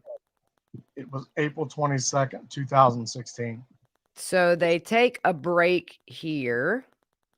So, Jamie, when you were watching, did you watch the jury during Jake's testimony? Because everybody said that they were engrossed. Nobody took notes. They just sat and listened. Absolutely. All eyes were on Jake that day. Yeah, I bet. I'm curious. It had to be hard for the family to sit there as well. And we haven't even got to the part yet where he describes the murders, but just have to sit there and hear somebody who did it, admitted to shooting 6, killing 5. Can't imagine. Crazy. So Biggie, we are going down. They just got back from lunch. We are going on page 91. Well, hang on line. now. The jail didn't bring me my lunch. I'm still waiting on mine. Yeah, so we're going to 91, line 21. Just going to follow up a few questions from this morning. Okay, on the screen in front of you is a state's exhibit. Are you able to read that?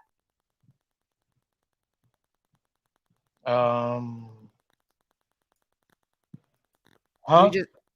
Page 92 now. No, the answer is huh. Oh, sorry. Are you able to read that? The whole thing? I mean, you don't need to read it out loud, Oh, but are you able to see the words clearly? yes, Okay, and I guess focusing your attention to the center of that where it starts out, that's good. I'm glad to see you're doing good. yeah, I see. If you can just read that to yourself and the remaining 2 dialogue boxes. Okay, And does that conversation look familiar to you? yes, And is that the conversation you were talking about earlier that happened sometime towards the end of 2015 or the beginning of 2016? yes, All right. We were talking about other items that were purchased in preparation or other things that were done in preparation of the homicides. Can you tell us, are you aware as to whether or not a signal jammer was purchased? yes. And what is a signal jammer? Jams the signals such as a radio wave, cell phones, radios, Okay. etc. And whose idea was it to buy that? I think it was Dad's. Okay. And do you know who purchased that item? No, Okay. You did not purchase it. no. Okay, she's going to show an exhibit and focusing your attention in the item on the upper right-hand corner of that page dated March 16th of 2016. Do you recognize that item? Yes, You say the upper right corner? you say the upper right corner. Oh, yes. Sorry. Yes, And what do you recognize that as? a signal jammer. And can you tell us, did you see that item once it was purchased? Yes, And where did you see it? I tested to make sure it worked. How did you test it to make sure it worked? I turned it on to see if I could make a phone call, and I couldn't. That is scary, y'all. Just on a side note, that somebody could buy that and then keep you from being able to call for help. And do you recall when that would have been? After it was purchased, before the homicide, Sure. And do you recall where you were when you tested that or if anybody else was with you? I tested it at inside my house at Peterson. I know Dad was there. Maybe, I mean, like inside and me testing it. Right. I'm not sure if anybody else was. And how did you become aware of this item if you did not purchase it? My dad brought it down. Brought it down from. I mean, he was staying at my grandmother's at the time, so I assume he brought it down from my grandmother's. Okay. And what was that item intended to be? What relation did that have to the homicides, that item? To prevent anybody from calling 911. Okay. Did you also test? I believe you indicated that you did not fashion a silencer for the 40 Glock. Is that correct? Or I did maybe not. you didn't say that. You just told us the ones you did. Did you fashion a silencer for the 40 Glock? No, I did not.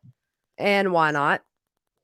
It was a last minute choice and did not have an extended barrel, so I could not attach any item to the front of the barrel. And because of that, did you do anything to determine the volume and noise that it would produce when fired within a structure? Yes. And what did you do? I test fired the 40 Glock inside our hunting cabin on the property. It's only 50 feet or so from the actual main structure of the house. I was inside the cabin. My father was inside the door of the house, and I fired it inside the cabin to see if he could hear it, and he did not hear it. Okay. And can you tell us, were there also shoes purchased in order to use on the night of the homicides? Yes, Can you tell us who purchased those shoes? my mother. And can you tell us where she purchased them from? Walmart. And who did she buy them for? Myself and my brother. Were you with her when she bought them? Yes, And where were you? I was inside our vehicle Okay, so did you go into the store with her or were you out in the car? in the car. Okay, and who else was in the car with you? My daughter, my nephew, my brother. Okay, and what instruction, if any, did you give her when she bought those shoes? Okay, I want to just let everybody know that this was kind of something new here.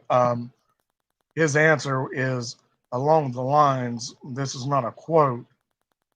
I, meaning Jake, told her to buy 2 size 10 tennis shoes. I think I used the word ugly tennis shoes, something of that sort. And did she buy ugly tennis shoes? Okay. Yes, she did. So they pull up State's exhibit and hands him the Walmart shoes. And what do you recognize those as? Slightly different in color, but those are the shoes she had bought. Not the shoes that she bought, but Yeah. same, similar, same brand, same type of shoe. Yes. Okay, if you can just make sure you're close to that mic. Okay. You guys talked about how funny it was or awkward it was when they gave Jake a pointer and he's shackled and handcuffed. That was kind of a hot mess for him to try to point things out, right? Yeah. Every time when he would pick the microphone up and try to carry it with him, when all he was really doing was kind of spinning around to where they had their little 6x9 exhibit picture back in the corner that nobody could see. Yeah, he would drop the microphone, knock stuff off the knock stuff. He was a mess. So then they talk about the home surveillance kit along with the 3-year service plan. Do you recall that purchase? Yes. And we heard some information about potentially first George's credit card was trying to be used and then your credit card being used to purchase that. Do you have a recollection of that?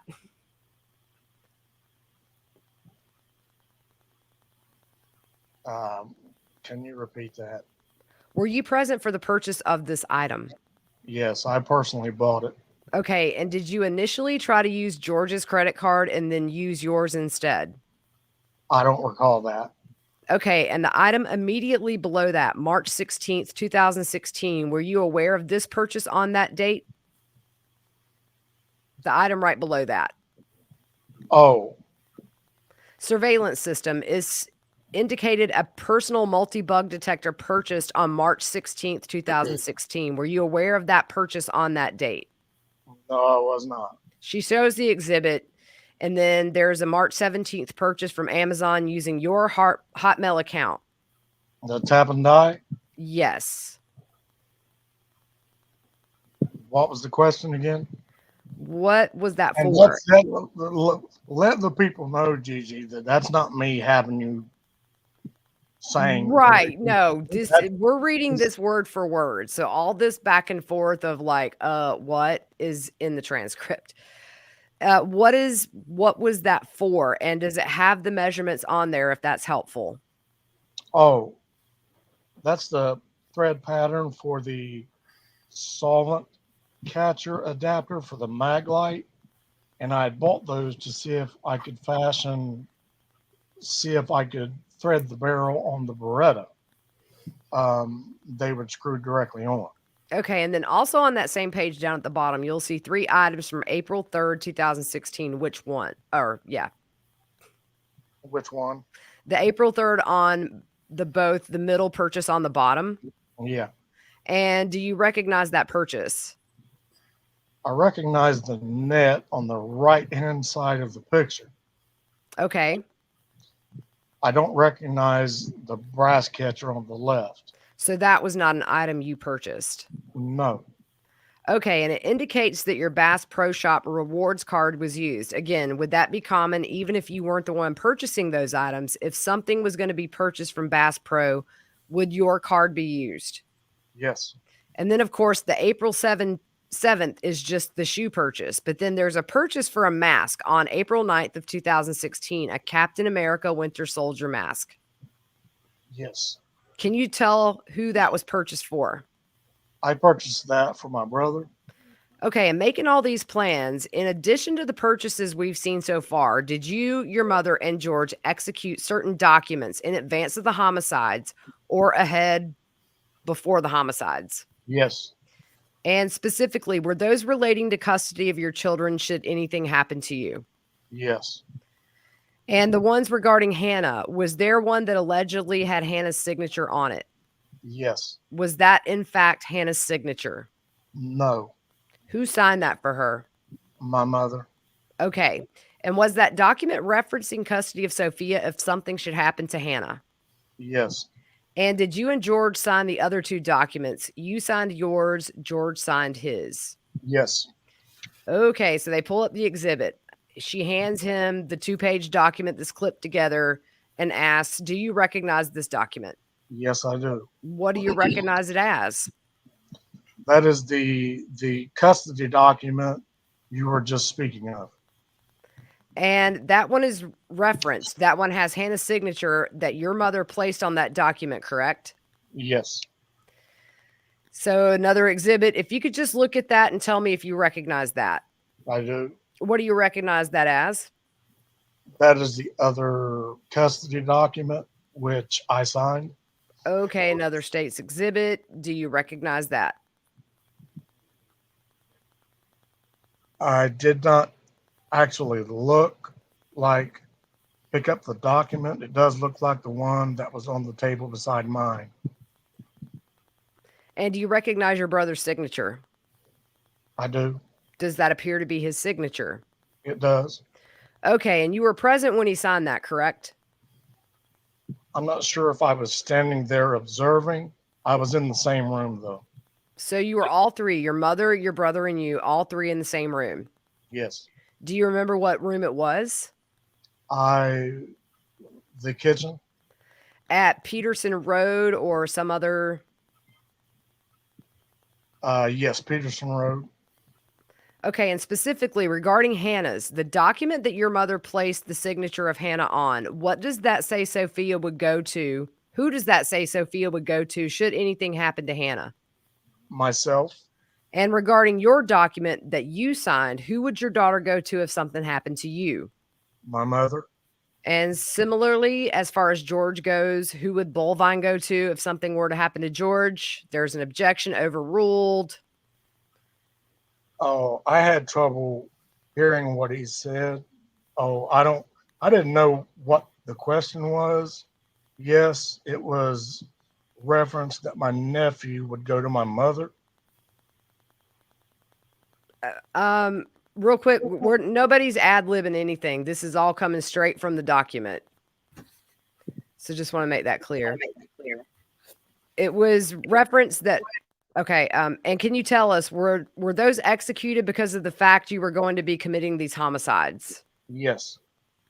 Did you also make some modifications to the truck that you had purchased from your great uncle Todd? Yes. Can you tell us what the first modification was? I had modified the lighting to where you could turn the tail lights of the vehicle off from with a toggle switch. And why would you want to do that? So you would not see the lights illuminate if you hit the brake, and so you could have headlights on without having tail lights on. And what was the purpose for that, for the purposes of the homicides? The idea would have been if, say, I had the headlights off and was driving X amount of speed, X amount of distance, and if I would have touched the brakes, then the tail lights would not have illuminated for a brake if all the other lights was off. Okay. And what were you did you perceive that would help you in committing these offenses? So the vehicle could be more stealth? Okay. And did you keep that modification? No. Why not? Dad said it was stupid. Okay. Can you tell us, did you and George dye your hair the week of the homicides? Yes. And what color did you dye your hair? I'm sorry. Yeah, I think it was the week before, mostly. Yes. And what color? It was supposed to be brown. Okay. It turned out black. And was that true for both of you? Yes. And you specifically, why did you dye your hair? My hair lightens to a dark blonde in summertime, so I wanted to dye it to where it was a darker color, a dark brown, so I could have the color and stylist of the main character in The Walking Dead. And who is that character? The character's named Daryl Dixon. The actor's name is Norman Reedus. Okay, and that was your intent to look like him? Well, Your hair looked like his. his hair, yes. Okay, sorry. I talked to you about some of the plans that you made, and you indicated that your dad was taking care, kind of the planning of the event of what night it would be, rather, and you were making some purchases, and obviously your mother made some purchases as well. Was George also going to participate in that night? Yes. Can you tell us how it was decided which night this would occur? It was at my father's discretion, but the little I do know had to do with the weather, such as overcast. So he wanted it to be on an overcast night. Yes. And why was that? To my knowledge, because the satellites cannot video through an overcast sky of some sort. Okay. And can you tell us, you knew that Hannah was with child, correct? Yes. And can you tell us, was there some plan to wait until she had given birth to that child Yes. or not? Yes. Okay. And at some point during these recordings that you were making where you would drop off and pick up Sophia, you talked to Hannah about recommend that she should get induced. Did that have anything at all to do with the homicides? Not to my memory, no. Speaking of her child, did you think that child could be yours? Did I think that That the child Hannah was pregnant with? could be my biological child? Yes. No. Okay. Did you want her to be? Yes. Okay.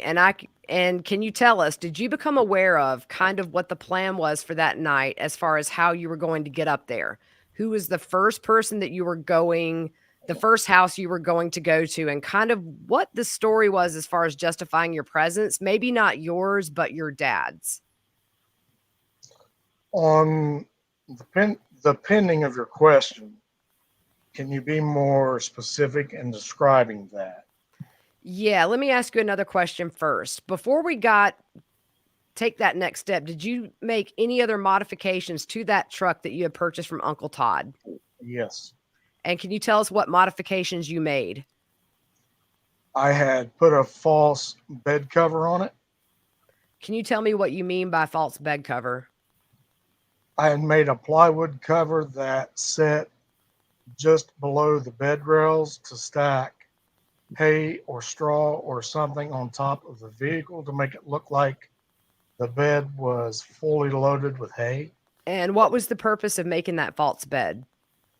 It was to have a compartment underneath the hay to where myself and my brother could ride in it while my dad drove to Chris's property. Can you tell us, first of all, where on your property did you make that modification at Peterson Road? Yes. And can you tell us where on the property? In our new barn. And can you tell us, at that time, were the stalls yet built in the interior of that barn? Only the posts. Okay. No, maybe not. Maybe the posts, maybe not. It may have been open. Okay. And can you tell us how you built that false bed? I used a 2x4 and plywood. I used the 2x4 as a rail that supports the tie down eyelets inside the bed rail, and screwed a 4x8 sheet of plywood on top of those.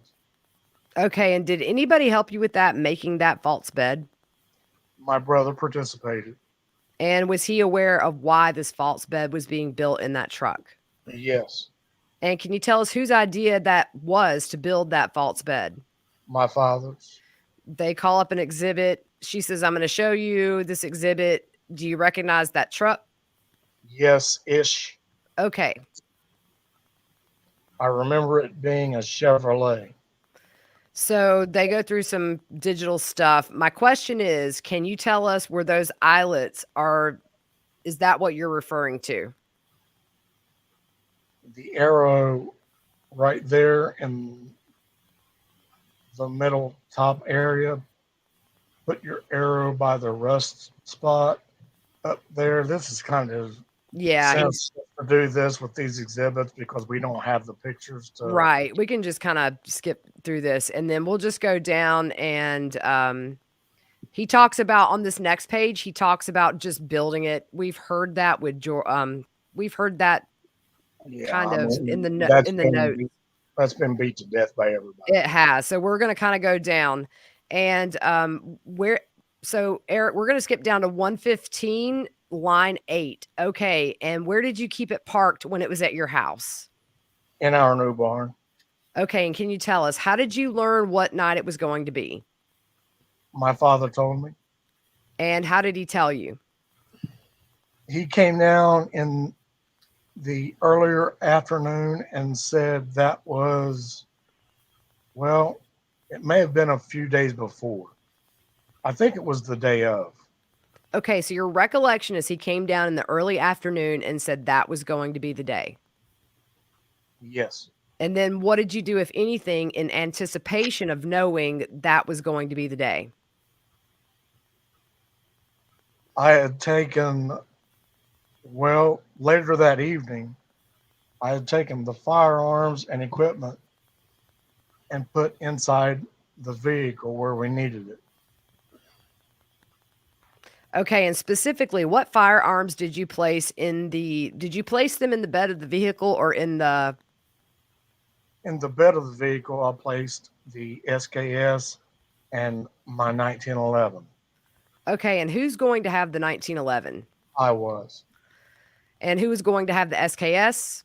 My brother. And at the time, you did not have the 40 Glock. Yes. And where was that weapon at that time? I assume it was on my father. You did not have it at Peterson Road at that time. No. And did you do anything else in preparation? I guess, what specifically were you going to wear that night? Ski masks, gloves, and hoodies, and dark, baggy clothes, and the shoes. And the shoes. Yes. And what shoes are you referring to? The ones that my mother bought. And do you know what George was wearing that night? Something similar. I cannot recall specifically, which is, I am ad-libbing this. That's mind-blowing to me. But I do know he had a ski mask, gloves, and the shoes. Do you recall what size shoes those were? 10 and a half and 11. What size shoe did you wear that night? 10 and a half. And did George wear the other pair? Yes. And did you or your dad or George have any other weapons on your person that night? Not that I know of. Okay, you did not.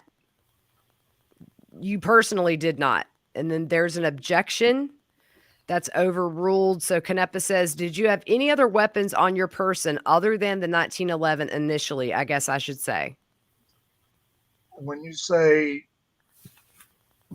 did that include a firearm or just anything, any weapon?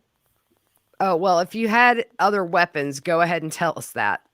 I had a knife. Okay, and what kind of knife did you have? A large hunting knife.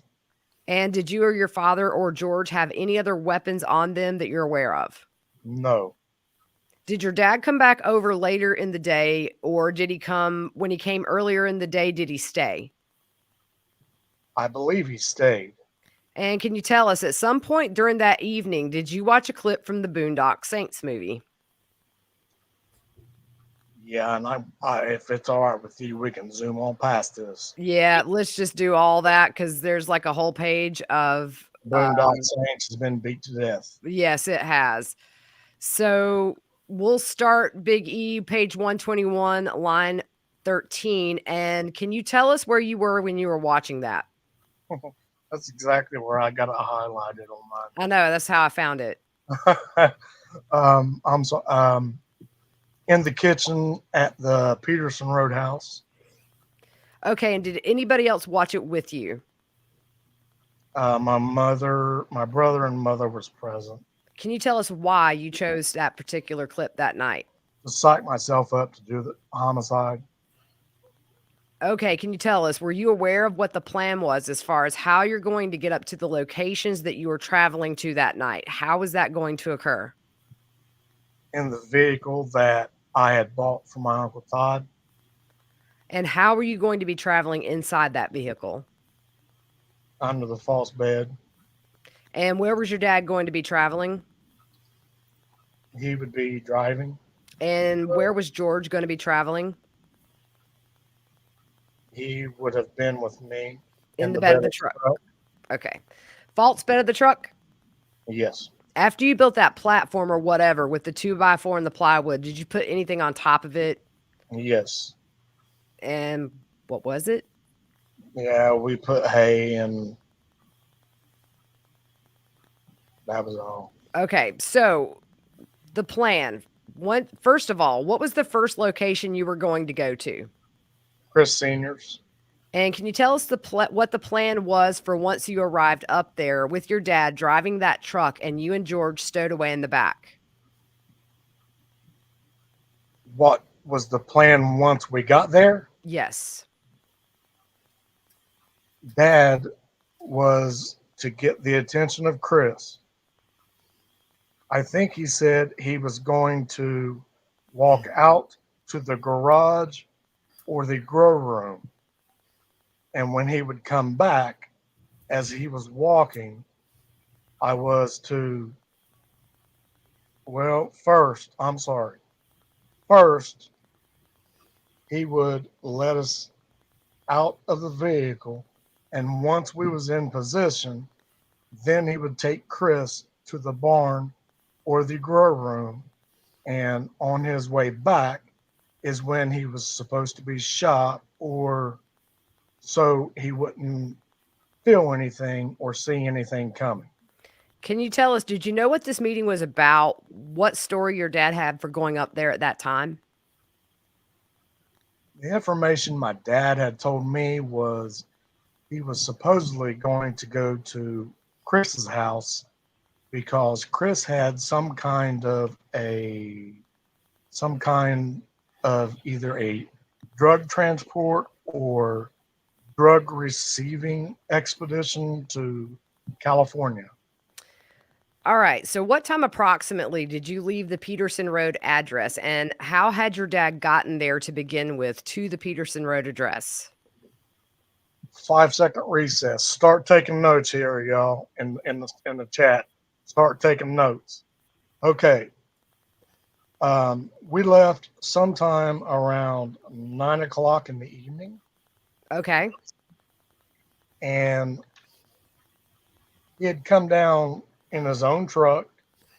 And can you tell us, how did you leave your house? When you walked out of the door at Peterson Road, where did you go and what did you do? From the house? Yeah. You mean when we left?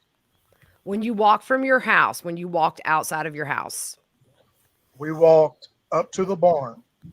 I cannot remember specifically how Dad or George walked. I walked barefoot. And then once I got to the barn, I had put the shoes on there. Okay, and by the shoes, are you referring to the shoes that your mother bought you and George? Yes. Okay, and where had they been prior to you putting them on? The shoes Yes. I already had them in the truck. I can't remember where they were before that.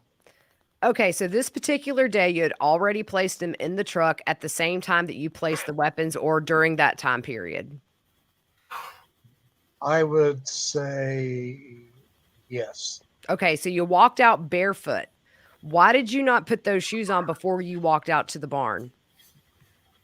I figured that it was possible to track soil from my property to Chris's property or the other properties.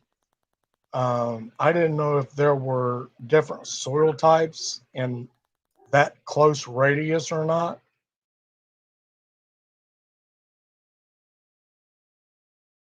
And other things we put on, if anything, um,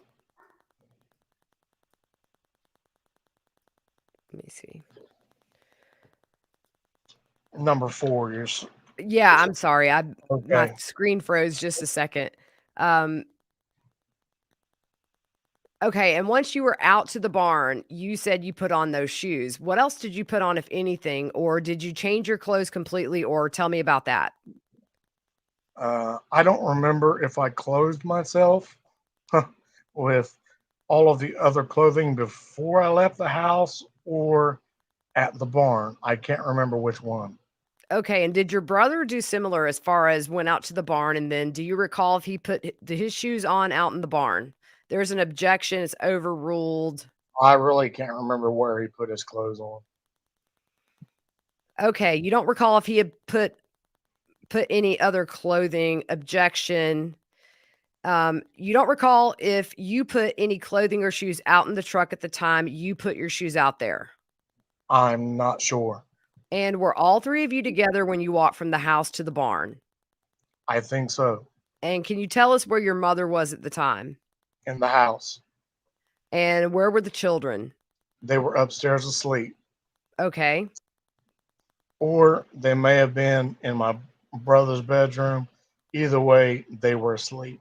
Okay. Was your mother awake when you left? Yes. Did she know where you were going? Yes. And can you tell us, was there any instruction to your mother regarding your cell phones? Did you take your cell phones with you that night? I did not. And are you aware whether there was any instructions to your mother regarding your cell phones? There's an objection, overruled. That means I can answer. And then Judge Deering said, "It's yes or no. Do you know whether there are any instructions?" So he's confused about what overruled means, and Canepa tells him he can answer. He just doesn't know if he can answer or not. And Yeah. scroll So down. Yeah.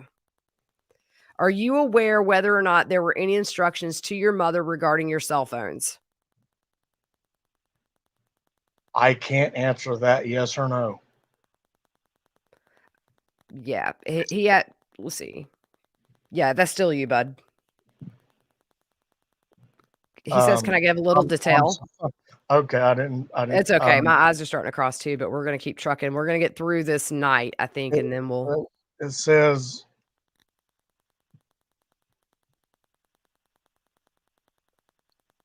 We're line line okay. 7 on page 129.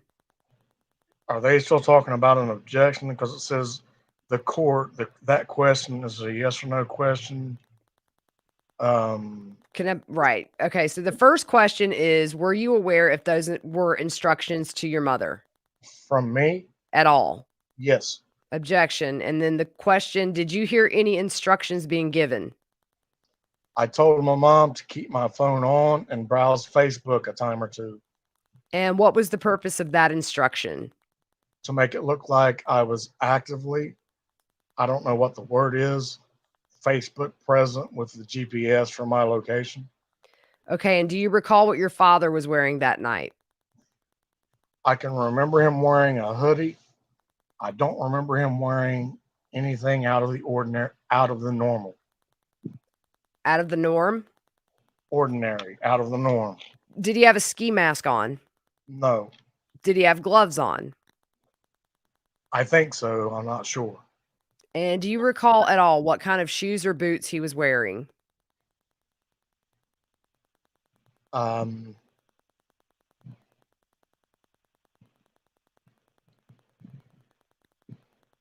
Line 18.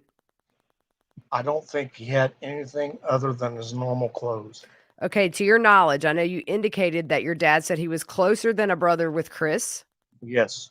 To your knowledge, has he been to Chris's house on prior occasions before the night of the homicides? Has your dad ever been at Chris's house? Yes. Can you tell me a little bit about that SKS? Was that a gun you liked? Not particularly. Why not?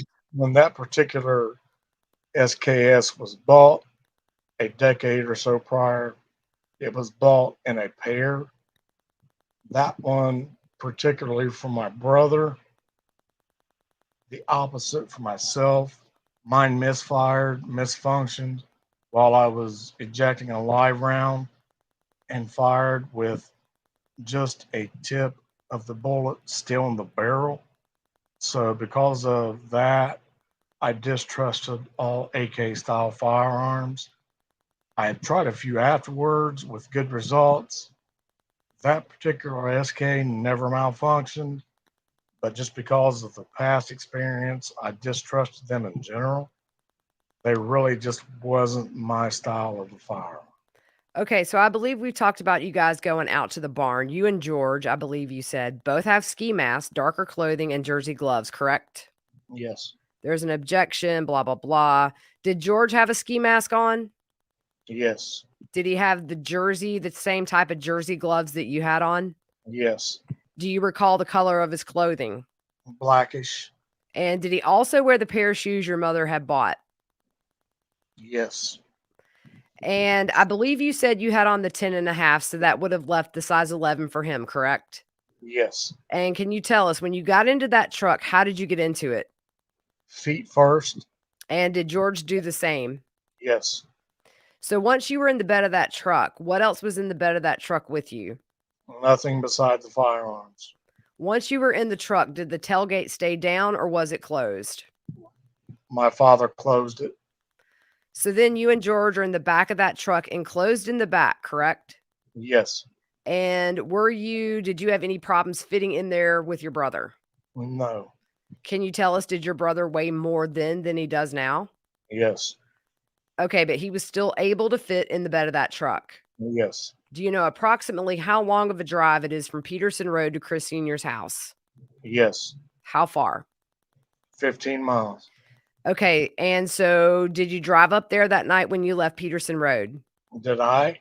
Well, did you get up to Chris Sr.'s house that night? Yes. And what happened when you arrived?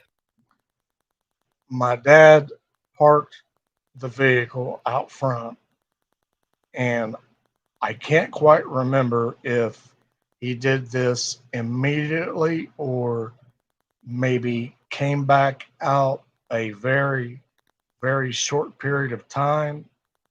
I think he did immediately. When he got out, he come to the back of the truck and said something about waiting for a signal of some kind or something like that. He'd be back or something. And then he went inside Chris's house. And at that time, were you still completely enclosed in that bed, and was the tailgate still closed? Yes. Can you tell us approximately how long you remained in the back of that truck? Less than 10 minutes. So now we're at 9:15, 9:25 p.m., maybe 9:30 if they really pulled off and Billy got out and asked if they wanted to do it, if you're keeping count, y'all, on the timeline. So then what happened? Dad had come back out. He lowered the tailgate, had told my brother and I to get into position while once he went back in the house. So my brother and I got out. I took the 1911. I handed him the SKS. I got under the front of our vehicle behind the driver's side tire under the vehicle, and my brother was to the left of me, underneath of one of the vehicles that was parked there in Chris's yard under the right rear tire area. Okay, remember that, guys, because he contradicts himself here in a second. Mhm. Okay, how far away was George from you at that point? A couple feet. So even though you're near the front of your vehicle and he's near the rear of the vehicle, they were positioned such that you were close together? Correct. Is that fair? Okay, and can you tell us, was there anything else you observed nearby, I guess? When you say observed, do you mean what objects was nearby? Yeah. Other than our vehicle and the vehicle he was under? Or, I'm sorry, that's a question. You mean No, it's other okay. than You our can pick up on vehicle? 17. It kind of repeats there for a second. Okay, yeah. I could see Chris's house, front porch, and the dog. Okay. And can you tell us what position you were in under your truck, the truck that you arrived in? Do you mean like a body position? Yeah. Are you sitting, laying? Tell us about that. I was laying down. It's specifically it's called a prone position. Okay. I was laying on my stomach. Okay. And can you tell us what position George was in? I think the same. I wasn't really looking at him. All right. And correct me if I'm wrong, but I'm not sure I heard you. You said your father told you to get into position after he went back in the house. Like, is he telling you to wait until he gets back in the house to get into position? Is that what that means? Yes. So you and George get into position. You have the 1911, and at that time, George had the SKS, correct? Yes. Do you know what signal or what you were waiting for in order for Chris to be shot?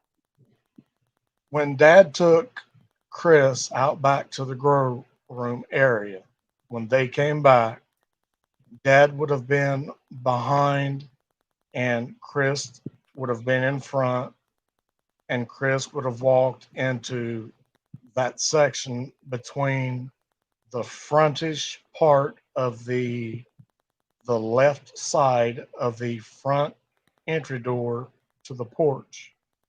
That's when he was supposed to be shot. Okay. And did your dad do that? Did he walk back to the grow with Chris? Yes. And you observed that? Yes. And was there anybody else with him at that time or with them at that time? Gary Roden was. And is Gary Roden somebody that you knew prior to this night? Yes. So you recognized him. Yes. And again, you testified earlier, you guys knew that Gary lived with Chris, correct? To my knowledge, it was an on and off arrangement. Okay, so did you know for sure when you left Peterson Road that night if Gary was going to be at that location? I did not.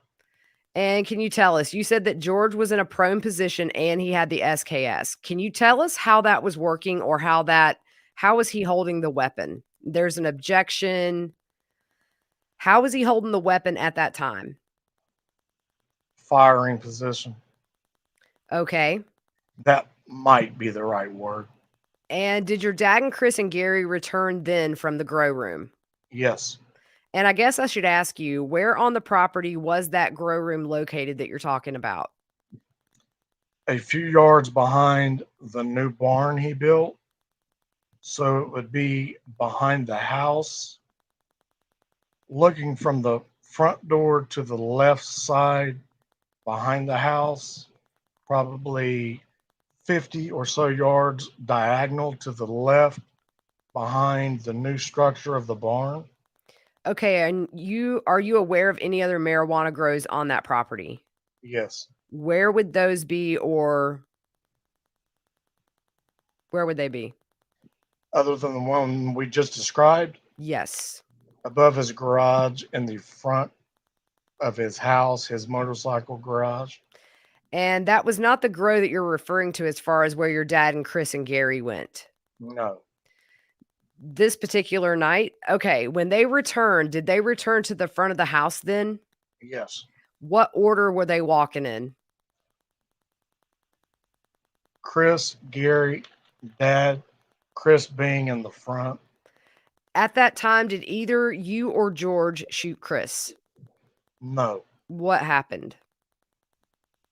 When Chris, Gary, and Dad came into the line of sight, I suppose the line of position I seen them first is as Chris was coming closer to the front of the door and George still had not shot, I had nudged him of some sort or said something and told him to shoot, but he didn't. So what did you do next? At that point, Dad had already entered the house with Chris and Gary. So I leaned over after he went inside the house. I leaned over and took the SKS from him. Then what happened? At some point, very soon, Dad came out pretending to search for his cell phone, having Chris pretend, well, I guess having Chris try to call it. And when Chris was inside the house, Dad walked out to the truck and leaned down and said something like, "What happened?" or something like that. And I said, he wouldn't shoot. He was like, "I'm going to give you one more chance," or something like that. And then he hollered back in and said, "Keep trying. I don't hear it. Maybe it's in the house." So he walked back inside. Now, this is not quoted. That's along the lines of what he said. So your dad makes some ruse to come out and talk to both of you to find out why Chris had not been shot. Yes. And then you hear him talking about asking somebody to try to call his cell phone, correct? Yes. And what else did you observe at that point? You said your dad went back in. What did you observe next? Dad went back in. I heard him talking to Chris, say, "Try again." Chris came to the doorway. He was standing in the doorway. I was looking at him. And at that point, prior to whenever they was out, I had not switched, but I had moved into the position where George was. And from that point, Chris stood in his doorway and I took aim. I was supposed to shoot one time, make it a clean headshot so he wouldn't feel a thing. The first shot, I suppose, missed. And I panicked and I closed my eyes, pointed into midsection, and just started fired randomly. And can you tell us, you indicated that you made a silencer out of an oil filter for that SKS, correct? Correct. Can you tell us, did that affect your line of sight at all with that weapon? The way I had welded it on, you could only see the top part of the silencer. It was visible, but barely. So yes, it affected the line of sight. You indicated the first shot missed him, you believe? He didn't move. I'm assuming it missed. And I believe you said you closed your eyes and aimed at the midsection. And started shooting. Okay. I don't recall how many times I shot. Do you recall hearing or seeing anything else at that time? I seen no. After I had shot, I heard one or two gunshots. I think it was two. It may have just been one. And where were those gunshots coming from? Inside the house. Can you tell us, when you fired at Chris, where was he positioned? Chris Sr. In the doorway. By By the front door. And was the door open, closed, or something else? It was open. Was there more than one door? Like, was there a screen door and a big door, I guess? I think there was just one. And you said you closed your eyes and shot. When you opened your eyes, what did you see? Chris was gone. So he was no longer standing in the doorway. He was no longer in the doorway. Can you tell us, with that oil filter suppressor on that SKS, what was the nature of the sound it made? It's similar to the sound of a hammer hitting wood. After you shot that weapon, what did you do? I had picked up all the casings. I had ejected Okay. And can you tell us where the casings had gone, like how far away they were from you or close to you? from that position. They went up into the lower quarter panel of the bed of the truck I was under, which caused them to hit and roll and fall beside my elbow. So they was in a pile by my arm. Okay. And what did you do with those casings once you picked them up? I put them in my pocket, And what did you do with the SKS? handed it back to George.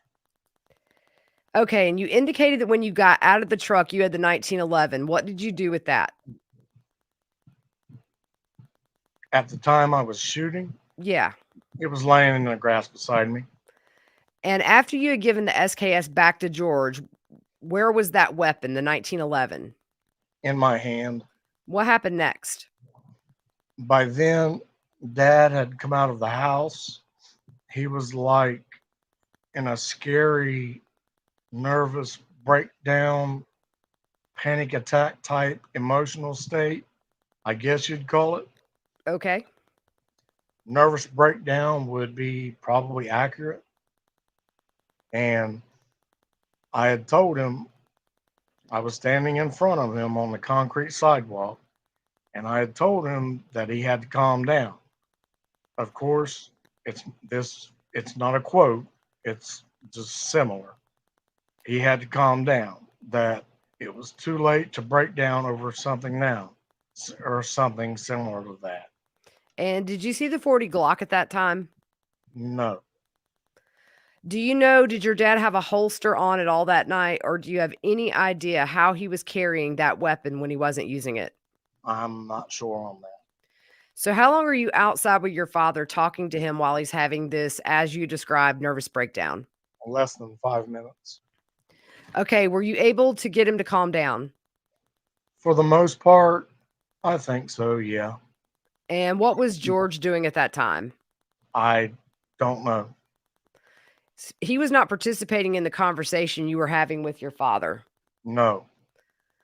Okay, so there's an objection and it's sustained. What did you do after this conversation with your father? I went into Chris's house and I grabbed the keys out of his pocket and then went outside to go into the grow room above the motorcycle garage to get any hard drive for his security system. Hard drive what? For his security system. Okay, and how did you know there was a hard drive for the security system in the grow room? I did not know there was a hard drive. I just knew that there was a security system. Somebody said this is all too casual, and that's, you guys would agree, sitting in there, that's how he presented it too. Well, It was this very is, casual. I mean, I'm never going to be able to match his voice, but he's basically talking just, it's just general conversation. Yeah. I mean, his voice never goes up, it never goes down. Hey, Jamie, how about you guys talk about like the jury for a second? I need to step away for just a moment. Y'all talk about like what you saw in the gallery with the family, the jury's reactions real quick. And then maybe everybody can kind of give us an opinion. Do you want us to finish this night or should we stop and pick back up on the next live? So y'all discuss that. Be right back. As far as I do want to mention this because it was brought to my attention, but I didn't personally see it. But I was told that Jake at some time did mouth, "I'm sorry" to the family. Now like I said, I didn't see it, but there's plenty of people there that did, and people that I trust. So I just wanted to say that about the family, because to be honest, it was, you could hear a pin drop in there. You really could. I mean, there was, everybody was just engrossed with and hanging on every word, especially when it got to when they actually got to Union Hill Road. I mean, it was just intense. It was intense. But Jamie, I'm sorry, I didn't mean to No, go ahead. I agree. take off on that for so long. But Jake, listen, Jake was just stone cold ice, man. I mean, you know, he's he he just is what he is, and like I said, you know, his his voice just it stays the same with whether he's answering a question or whether if he's asking a question. It's not, you know, you don't see any expression of any kind of remorse. Um, you know, you as we get deeper into this, you know, for the average Joe, you're going to be leaking some tears. You're going to I be didn't see. showing some kind of emotion, but we'll wait until we get there because his reaction is the complete opposite. And probably everybody already knows about it, but I won't run it. So she said something about I can tell you guys this volume it's a total of 255 pages, but it's not all 255 pages of testimony. There's other pages of stuff in there that you know that we're not going to cover um, just because it's stuff that's already been beat to death, um, or you know it's not relevant. I think the judge when he gives his admonition for when they get done, you know, I think that's 3 or 4 pages. So I mean it's a total of 255 pages, but there's probably only maybe 215 or 20 pages of testimony, and we're on page 149 right now. So that leaves roughly somewhere, I'm going to guess, around 70-ish pages of actual testimony for this day. So you guys decide. I think maybe what I'll do before the next live, and we're going to kind of figure out when we're going to do that, probably at some point this weekend. But what I'm going to do is I'm going to go through these transcripts, and I'm just really going to leave out stuff that's regurgitated from George or Angela, and we're just going to get down to the nitty gritty. This stuff was all things that you guys hadn't heard specifically, but then it does get into some repetitive stuff. So we won't read the entire transcript. Yeah, I mean, It'll be shorter next time.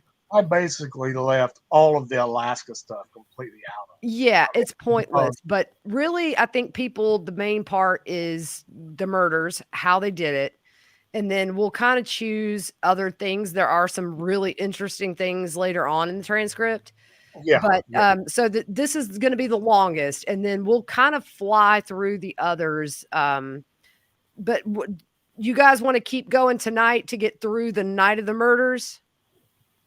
Or do y'all want to stop here? Tomorrow night we pick back up and go to the next residence.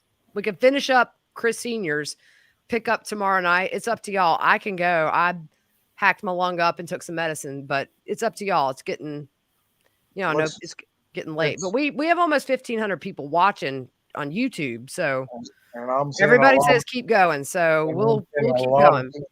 Yeah. Jamie, do you have go ahead. Hang on. Lady Warrior wants to know how I know GiGi. I am an alibier myself. I live local to the trial. I'm in the next county over. And when Jake and Angela opted out, or when their attorneys had them opt out, I decided I was going to show up and be the ears behind the scenes. And then that's how I met Big E. And it's just sort of snowballed from there. And so that's how I became involved. Yeah, guys, don't worry about me. I'm fine. And yeah, I mean, these two, like, we would have not had anything from the testimony other than what little was tweeted out by reporters. So they've done us a huge service. And these transcripts, I don't think anybody has them right now other than Big E. So it's a big That's deal. And awesome. a lot of people have asked, well, like, why don't you just throw them up for everybody to read? But, this is a way for us to, with the super chats, Big E is going to be he's going to be reimbursed through the super chats and donations. So I'm not like taking that and running because I'm grateful for what he's done. And this is kind of the only way we knew to do it. So, maybe next time we'll make it a little more interesting and do some interpretive dance. I don't know. I'm teasing. All right. So where were we? Let's keep rocking. But yeah, so Jamie and Biggie just, we're kind of like a little band now. Little band of misfits. So we're okay. What page? I'm sorry. 149, and I'll answer line 3. I'm with you. I did not know there was a hard drive. I just knew there was a security system. You just knew there was a security system. No, I knew there was a security system. I just did not know, in fact, that it was truly operable. Okay, and how did you know there was a security system at all there? Over time, just through interaction, anybody mentioned it, I knew where the cameras were. I mean, Hannah even pointed them out to me. So I knew where the cameras were, and I knew where they led the wiring. And multiple people, including Chris, had always joked on certain aspects, quote, well, I got you on camera, unquote. Okay, and I guess I should back that right up. When you were dating Hannah, did you ever go out to Chris Sr.'s house or any of the other properties you went to that night? Yeah, and if you want to buzz by all this, I'm fine with that. Yeah, so essentially, guys, he just goes and says, yeah, I've been here. Yeah, I've been here. He had been to Kenneth's before the trailer was on the property, before Kenneth was living there. But yeah. So had you ever been in that grow above the garage? Only the night of the murder. Okay, but you had seen the camera before. Yes. Okay, let's go ahead and talk about the trailer where Frankie lived. Had you ever been in that location? Yes. Can you tell us for what occasions? In Frankie's trailer, during my relationship with Hannah, that is where Dana and Franklin and Christopher and Hannah lived. So I had spent multiple times in that trailer on the property. I've stayed over dozens of times, several dozen times. So you actually slept in that trailer before? Yes. Where was Hannah's room in that trailer when you were dating her or when you were there? There's 2 bedrooms on the right side in the back of the trailer. Anyhow, during our relationship and after, she had used both of them actually at different points in time. But this one particular time, it was that one. But she had used both of them. Okay, and during that time you had stayed over there, was there just one bedroom or was there more than one bedroom that she stayed in? There's 3 bedrooms. 3. Okay, so you've been in each of those bedrooms, each of those 3 bedrooms at one point. Yes. And then what about the home where Dana, Hannah, and little Chris were that night? Yes, I've been there before as well. And on what occasions had you been there before? To pick up and drop off my daughter. Prior to Kylie being born, I had went over and set up the crib for her, and a couple of other times. There was a few other times of just scenarios of basically stop by type stuff. Okay. but all had something to do with either, I guess, with the kids of some sort. And when you say you set up the crib for her, who's her? I think I said Kylie, but if I did not, Did it you? was it was for Kylie And where in that home did you set up that crib? in the furthest back large bedroom. And do you know whose bedroom that was? That was Hannah's. And was there also a little bed for your daughter in that room? I do not remember right now. And one of the times that you either dropped off and or picked up Sophia, did she give you a little tour of Dana's new house? Like, did Hannah give me an actual tour? Did your daughter give you an actual tour? Do you remember a time where Dana told Sophia to give you a tour?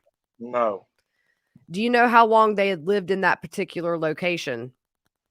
not very long. Less than 8 months, probably. And what about Kenneth Roden's property? Had you ever been to that location? Yes.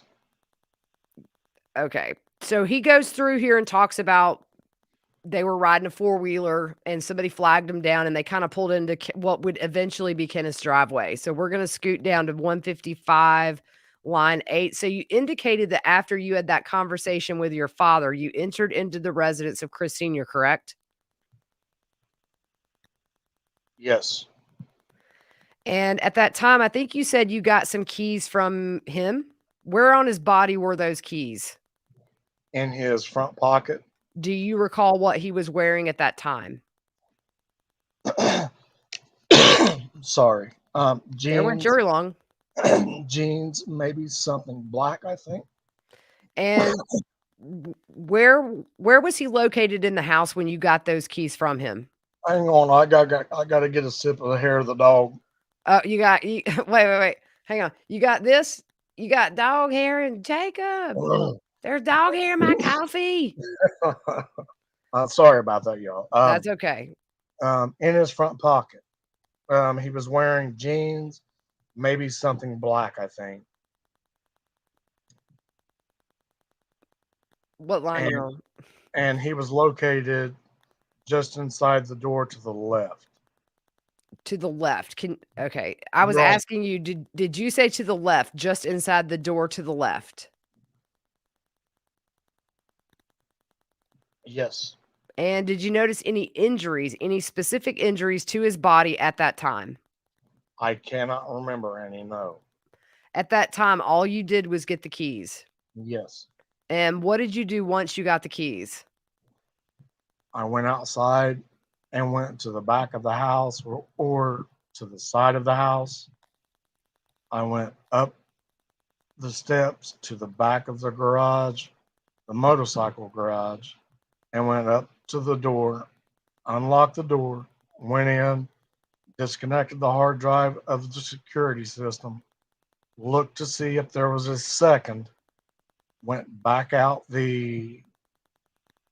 took the hard drive, went back out the door and locked it behind me and went back down. You said you locked it? Yeah, I shut the door, locked it behind me, and went back downstairs, went back down the steps. And what did you have with you at that time? His security hard drive. And what did you do with that hard drive once you got back downstairs? From that point, George and Dad were standing in the grass over by the truck, our truck. So I went towards them and I put the hard drive in the back seat of our truck. And you said your dad and brother were standing by that truck at the time. Yes. Approximately how long would you say you were in the grow? Less than 5 minutes. And what did you do? You said you put the security hard drive in the back seat of the vehicle that you arrived in? Yes. And then what did you do? After that, I went back into Chris's house and went to the bedroom and got his and Gary's cell phones out of their pocket. And where were Chris and Gary at that time? In Chris's bedroom. Is that the same location that you had seen him earlier when you got the keys off of Chris? No. Chris Sr.'s pocket. Can you tell us, did you observe anything else at that time in the house? there was blood on the floor, Okay. which I had tried to wipe ish. I pulled the blanket down over on Chris and Gary, and on my way out, I tried to wipe the floor with the rug of some sort as I went outside. So you indicated that while you were back in the bedroom, you pulled the blanket over Chris and Gary. Yes, Where did the blanket come from? his bed. And can you tell us why you did that? Why did you cover them? I really don't know why I did it.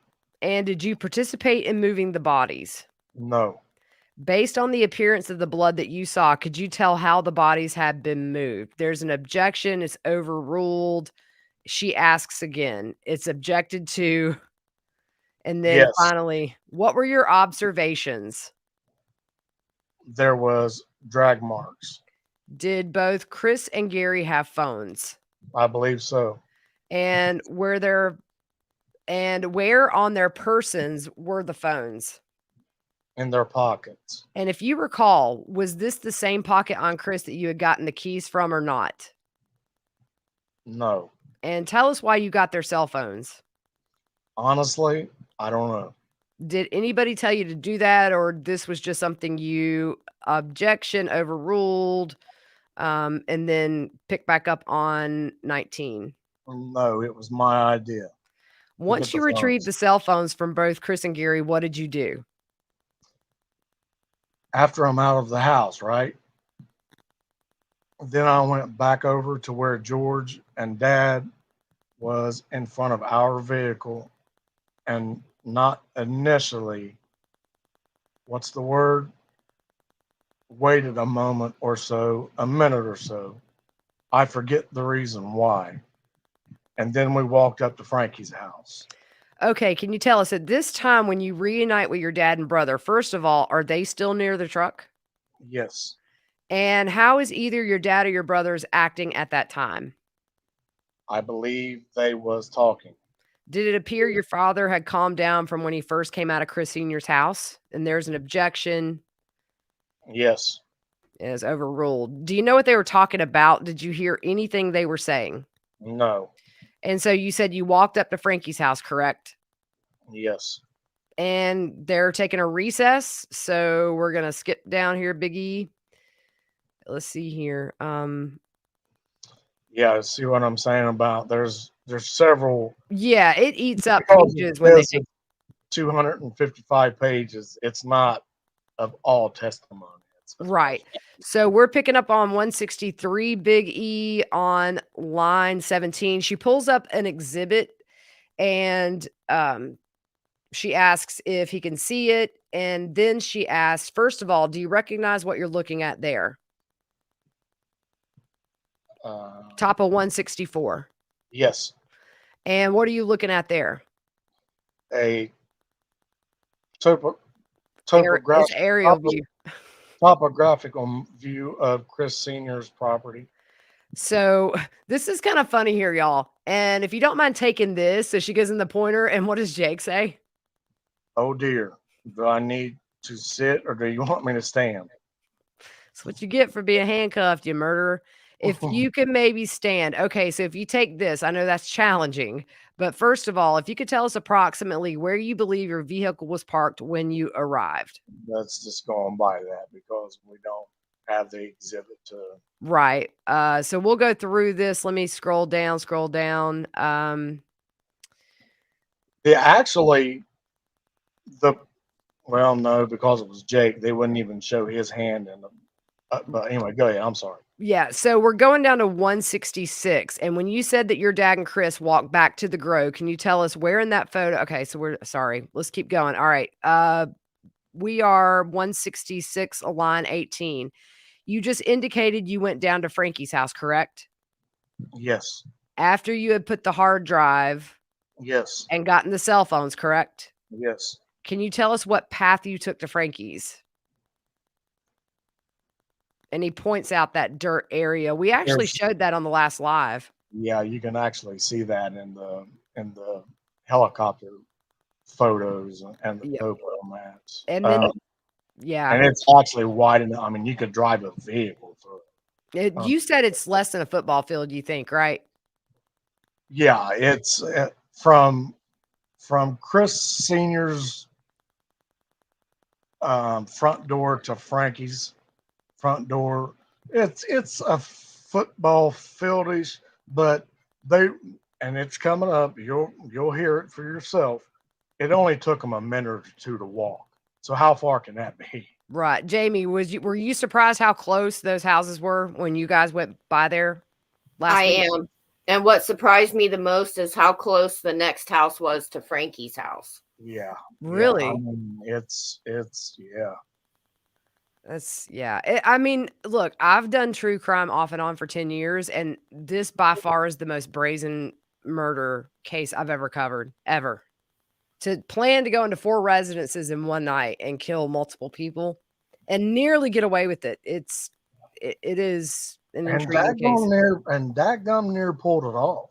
Right. That's what I'm saying is, there were just a couple of little twists of fate with the kicking of the rock. Schreider knew he had his ticket. Agent Schreider was on it. Oh, yeah. Yeah, they were. BCI did. I think they did a good job of pulling what they could together because it was, I mean, we all dislike the Wagners because of what they did to these innocent people, but they planned very well. Somebody said in comment earlier something about touching something. They were stupid to touch stuff, but the crazy thing is there was no fingerprints or DNA in either any of the 4 residences from any of the Wagners. It's insane. You don't hear that. That's what I didn't understand. As much as Angela messed up and everything, tripped everything up, how is it that they did not leave any evidence at all? I just don't get it. I mean, 4 people, all that blood, that's why I think they may have been in these residences a little longer than they say. I don't know, but still, the timeline's going to bug me till the day I take my last breath. So they go back to Frankie's. All right, here we go.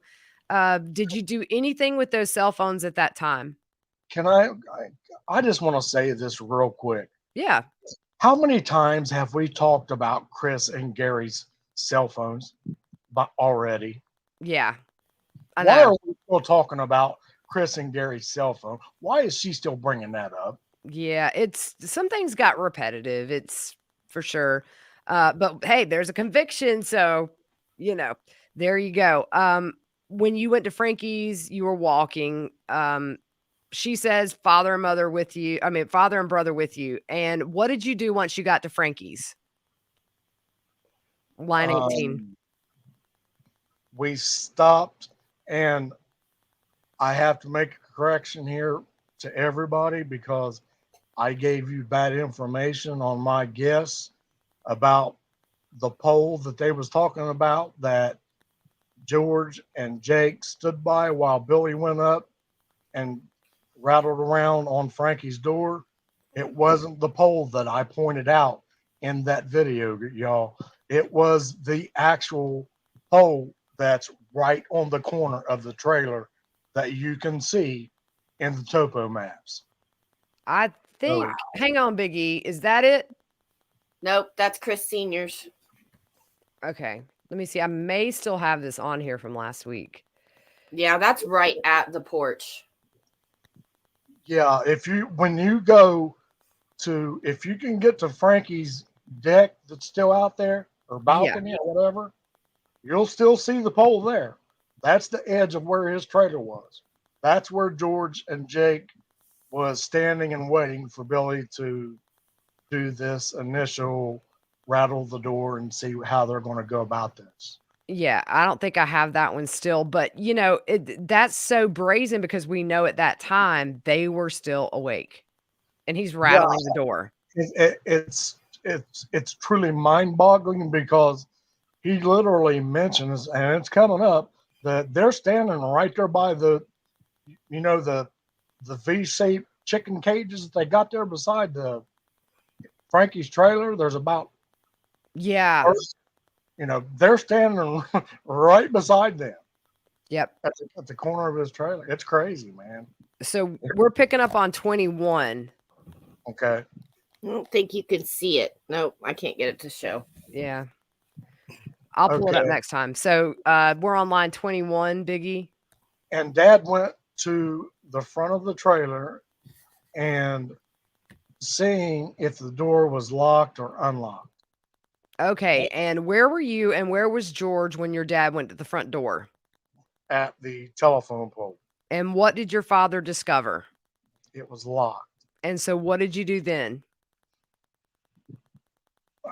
We came back to the telephone pole and he walked to the opposite side and seen if the back door was locked. I think I followed him over there, or maybe I stood at the edge. I think I went over with him. And what did you guys discover? It was also locked. And so were there any conversations about that? I don't know if it was exactly right then, because after that, we had walked back down to where we was before, and he had somewhere in there, maybe at that spot, he had said that it might be with Frankie's house. It might have to be a kick the door in situation or something like that. And you said you went back to the previous location. Are you talking about near the telephone pole or back to Chris's? To Chris's. So once you got back to Chris's, what did you do? At that point, we had gotten in Chris Senior's truck and went. I think we went to Dana's to see if she was home. Okay, can you tell us, when you were at Frankie's house, did you notice any lights on inside or any activity that you were able to see? I did not go to the front of the house. Okay. And why didn't she ask that question when they were still talking about Frankie's house? But go ahead. I'm sorry. Oh, it's you. 12. I think Dad had said something about a TV was on, but all the lights was off. You said all the lights were off. TV was on. Yes, So you indicated you got into Chris's truck. Who made that decision? Dad. Was there any conversation about that? Not that I remember. And do you know where the keys to that vehicle were? I did. And where were they? They were in the front door keys that I had from the grow room. And you still had those keys on your person. I did. And you indicated you went to Dana's to see if she was home. And what did you find out? That she was not. And did you have any familiarity with her work schedule? And Around about, yeah, kind of. tell me about that. She worked at a nursing home thing across the street from where I lived. Not necessarily across the street, across the highway. So did you know she was working that night? I don't remember if I knew that or not. I think I did. So when you went to Dana's, tell me, did you drive past Dana's? Did you pull in the driveway? What did you do? I know we had turned around, but I do not remember how we turned around. You turned around once you were past Dana's or before Dana's? Past. And then what did you do? Well, or that's you still. Oh, sorry. well, first off, tell me who's in the vehicle. Where are you guys seated?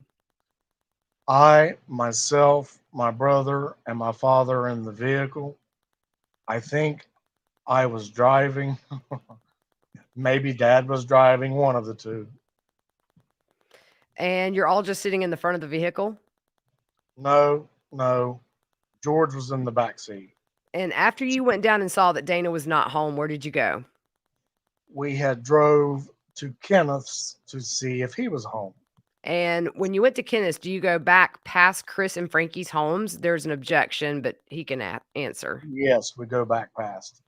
And do you recall when you got to that? Do you know what road it is that you would have gotten to them?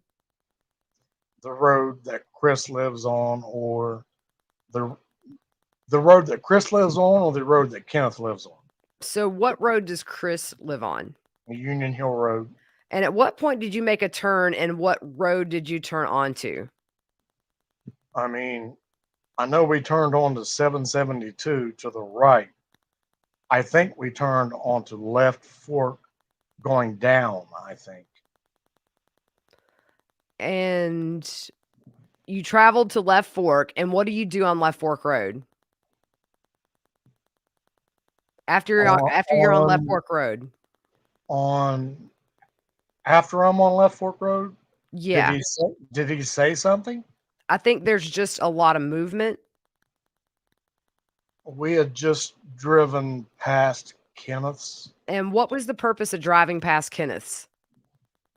to see if he was home. And what did you discover? He was.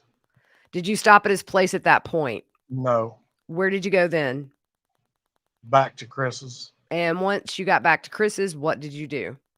At that point, we went back to Frankie's, walked back the same way, and went to the back of the house. And I had tried to open the back door with the knife, the hunting knife that I had, and it broke. So the door wouldn't open. And I had noticed the window was open under the middle bedroom. So let's see. So we walked past, or at least I did. Dad was behind me. So we walked past the chicken fencing, the dog. No, yeah, past the chicken fencing and the dogs. And I had told Dad, hold my gun. So he held the 1911. I boosted myself into the home, up and down in through the open window, reached back out, and had Dad hand me the gun. And then I went into the hallway, took a glance into Frankie's room. I seen that he was at least laying there sleepish, or he was at least in the bed. And then turned and walked into the living room, and I noticed that his son was on the couch asleep. After that, I opened the back door. Dad came in. I went to open the back door. I had walked back into Frankie's room, and as I took a step in and to the left, a couple steps into, right before I shot him, I noticed that Hannah Hazel was there too. Now I want to stop there for just a second, GiGi. Yeah, go ahead, man. I've seen those crime scenes. It's not possible for him to have not seen Hannah Hazel laying there in that bed.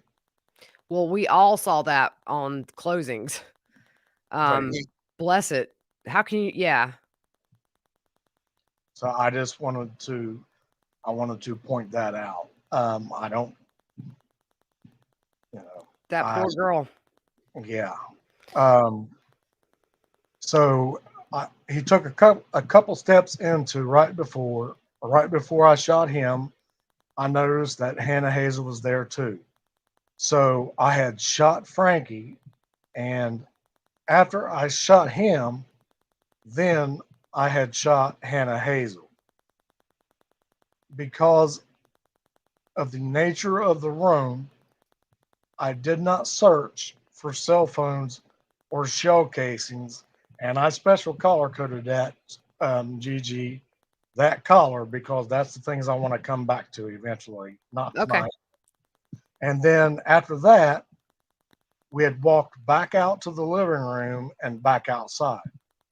I can't remember exactly if I went out first or Dad went out first, but on the way out, I did lock the door, so that way when it would shut, it would lock. And where was George at this time? I'm not sure. So when you open that back door to let your dad in, do you see George or know where he is at that time? No, because when we walked up, he was behind. I was up front. Dad was behind me. He was at the back.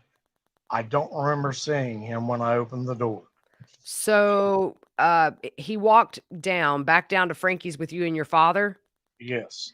And you indicated when you first went in, you looked in that room and then opened the door and returned to that room. Where was your father at the time when you went back into the room? I assume he was following behind me. I didn't like, I opened it and then I turned and went back. I didn't linger. So I assume he came in and followed me. Of course, when I was in the room, he was there behind me. So obviously he did come in because he was there at the door opening. And you indicated that you shot both Frankie and Hannah Hazel. Yes. Were either of them awake at the time? No. Did either of them stir at that time? After I had shot Frankie, Hannah Hazel started to stir, kind of like a sluggish, moanish, like waking up sound. And can you tell us, did you notice their infant child at all? Initially, no.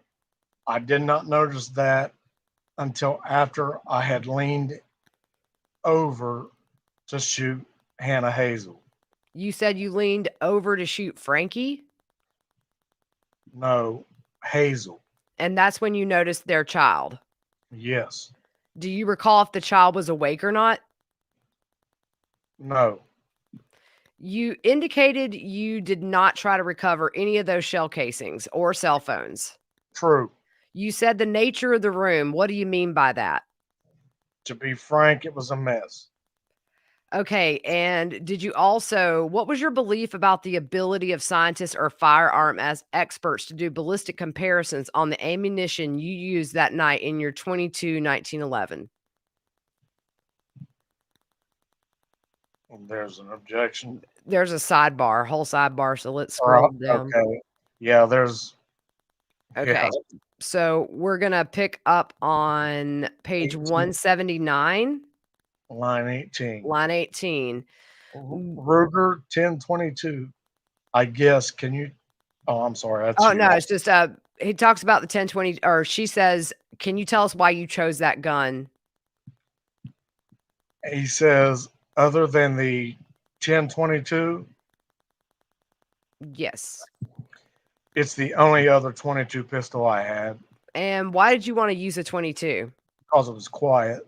I honestly don't remember what my reason was. I believe it was because it was quiet. Did you have any concerns? Well, let me ask you this. Did you ever shoot that 1911 22 out at Peterson Road? Yes. How often would you say you did that? Often-ish. Did you have concerns about us recovering shell casings from your home that would show up in the scenes? There's an objection and it's leading, so she has to rephrase. And Jake says, did somebody say objection? This goes on to line 20. Why did you choose a weapon that you had fired at your own home? We are At the time, I did not believe a rim-fired cartridge, such as a 22, considering the firing pin specifically, was a forensicable part on those particular cartridges. Did he totally make up a word? I don't know if I've heard that. All right. So when you exit, do you exit the back door or the front door of Frankie's? On the back. And you indicated you locked it. Can you tell us how you did that? Turn the switch. And you indicated that Frankie's son was asleep on the couch. Yes. At any time did he wake up? No. Once you left Frankie's, where did you go? Directly from his house. Where did you go? Back to Chris's house. And what did you do at that point?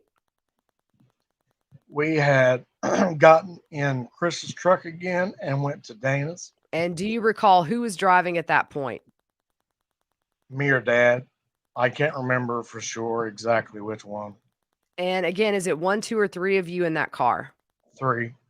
All right, before we go on to that location, I'm just going to hand you blah, blah, blah, this exhibit. Chris Sr.'s front porch. She has him point out where Chris Sr. would have been standing inside that doorway on that deck. And I'm on page 184, Biggie. I'm just trying to spare from all this. I'm scrolling down.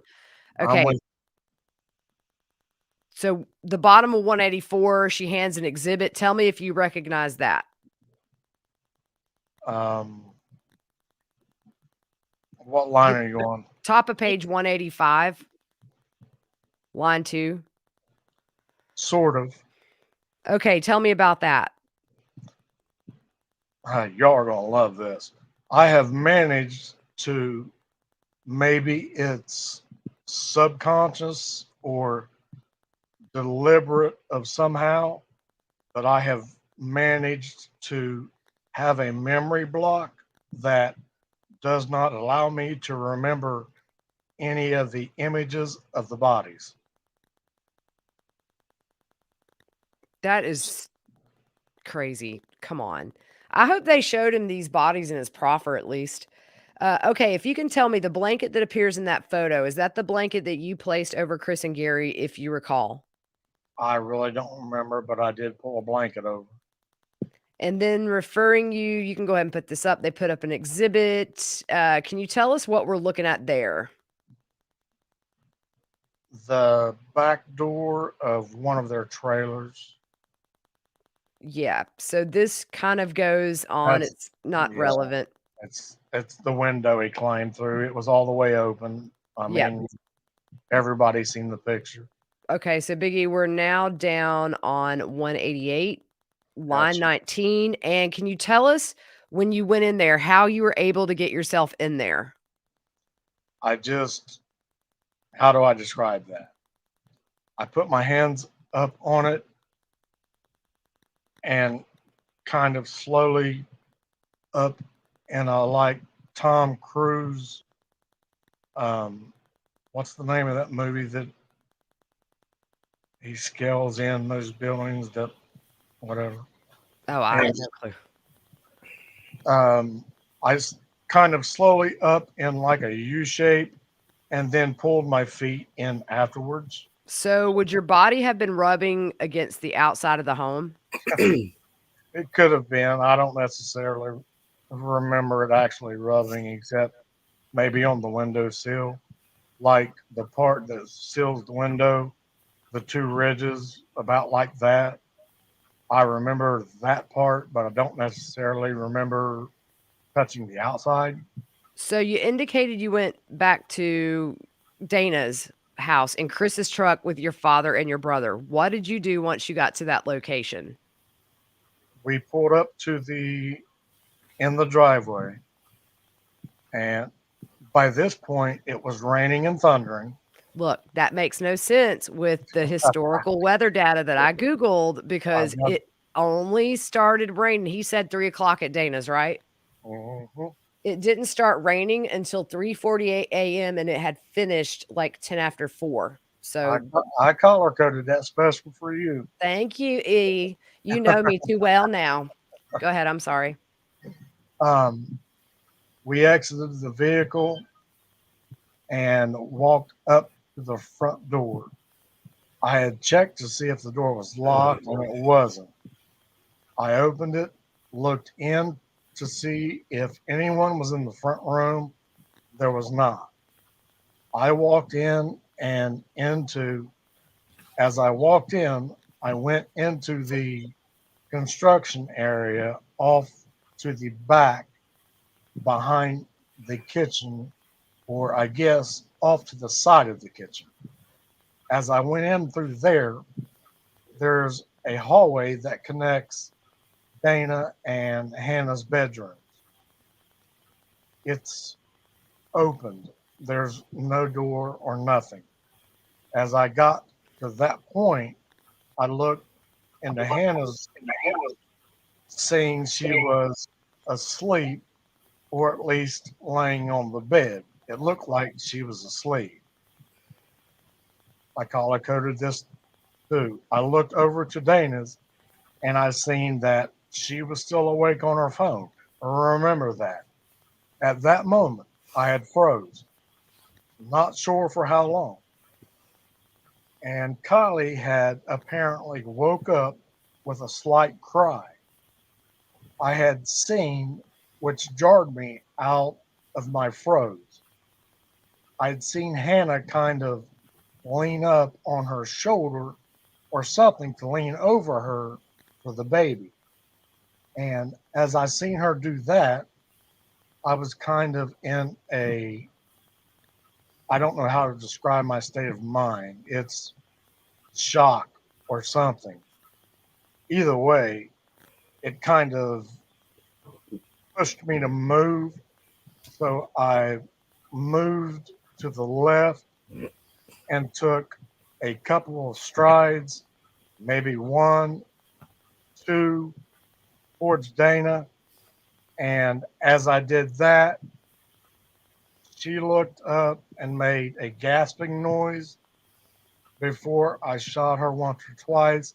And we should have done this before. There are trigger warnings in this, y'all, and I do apologize. We should have let off of that. Oh, yeah, trigger warning. So if you are sensitive to hearing about shootings, you might want to mute. And that's just to cover you, GiGi. Oh, yeah. Well, no, it's cool though, because you never know what people have been through in their life. So Right, it's good to give a trigger warning. So yeah, thanks, Biggie. I got the COVID brain. As I did that, she looked up and made a gasping noise before I shot her once or twice. And I immediately turned around and done the same motion. But Hannah after I had shot, Hannah had rose up and turned to look at me as I was coming towards her. And before I entered the actual bedroom, I was still in the hallway. I had shot her. And then I had turned around and went back to Dana, shot her a second time, and then went back to Hannah and shot her a second time. After I did that, I kind of went back to the door of Dana's bedroom, and I color coded that because now he says he opened the door. Both my dad and my brother was standing there. My dad was pointing his 40 in that direction. So when I had opened the door, it was literally right in my face. And after that initial moment of I had moved past them and walked over to Christopher's room and opened Christopher's door. He was asleep, so I walked over and shot him once or twice. But he made a noise like, I don't know. It sounded like a grunt. I don't know. I panicked and I shot him a few more times. And then I started picking up the shell casings. Went back to Dana and Hannah's room, picked up those shell casings. Hannah had slightly fell off the bed, so I put her back on the bed to position her for Kylie. And after that, we left. So when you first entered the home of Dana and Hannah and little Chris, you said you looked in the living room to see if anybody was there. Did you expect to find anybody in the living room? No. Did you think it was a possibility? Yes. And did George and your father enter the residence as well? Yes. And at that time, you had the 1911 with you? Yes. Your dad had the 40 Glock? Yes. And your brother had the SKS? Yes.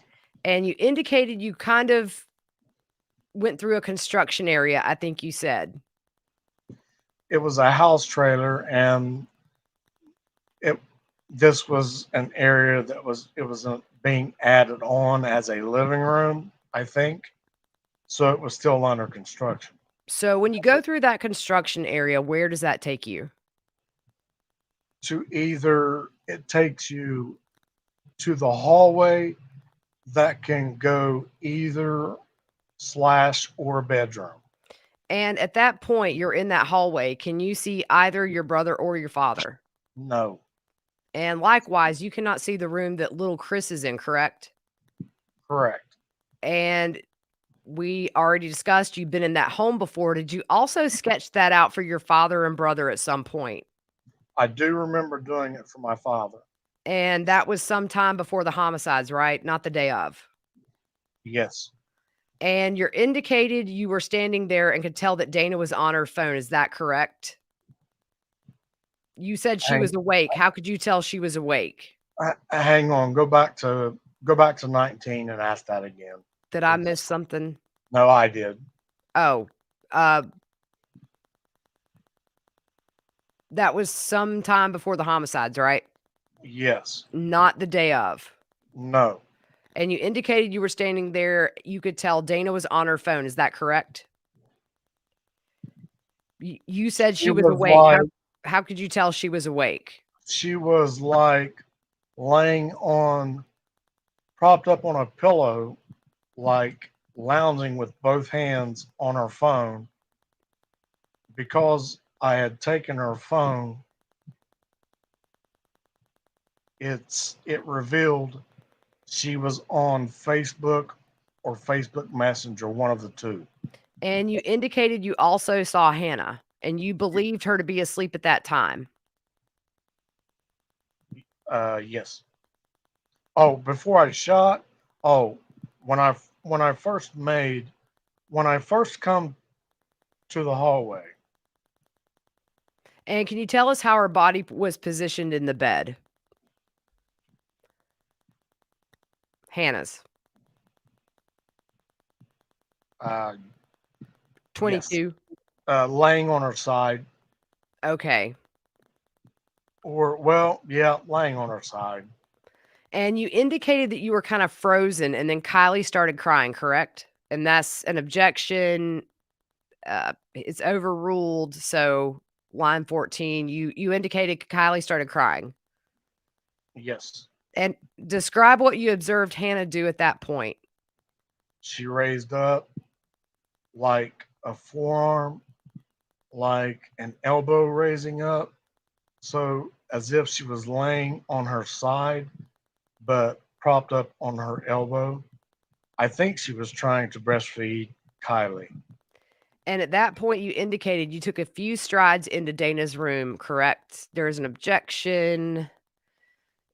You indicated you took a few strides into Dana's room, correct? We're on line 11. Yes. Did you actually go into her room at that point? When I shot, I don't think, no. The initial shots, not the follow-ups, but the initial shots was both taken for Dana and Hannah inside the hallway. So you were not actually in the bedroom when you took those shots? No. And at what point did Dana gasp? When she seen me after Kylie made a noise, when she made a noise, she looked in that direction. This all happened in like a second or two. So real quick, we have a question from Lee here. So they knew what was about to happen. Yeah. According to Jake, both Hannah and Dana saw him in a mask, dark clothing. He didn't think she recognized him, but they both realized at that point there is a person in dark clothes with a mask in our house. So yeah, I mean, according to Jake. Yeah. So yeah. And at that point, what clothing do you have on at that point?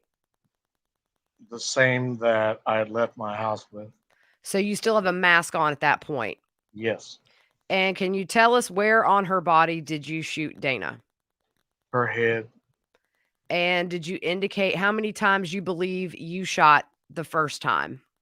Once or twice. I do remember one shot did hit her in the neck. I don't remember if that that may have been the initial shot.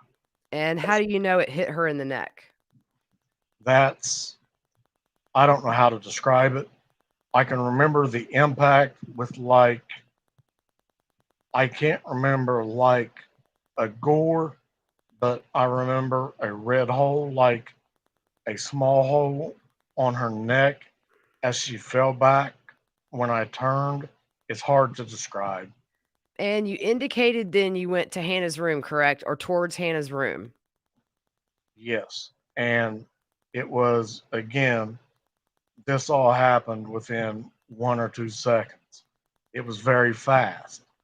So once I had fired and Dana was, well, thrown back, then I had spun and went the same stride back to where I was standing before, roughly, and extended my firing hand, my right hand, in the same position basically. And Hannah had turned and looked at me and also, well, not a gasp.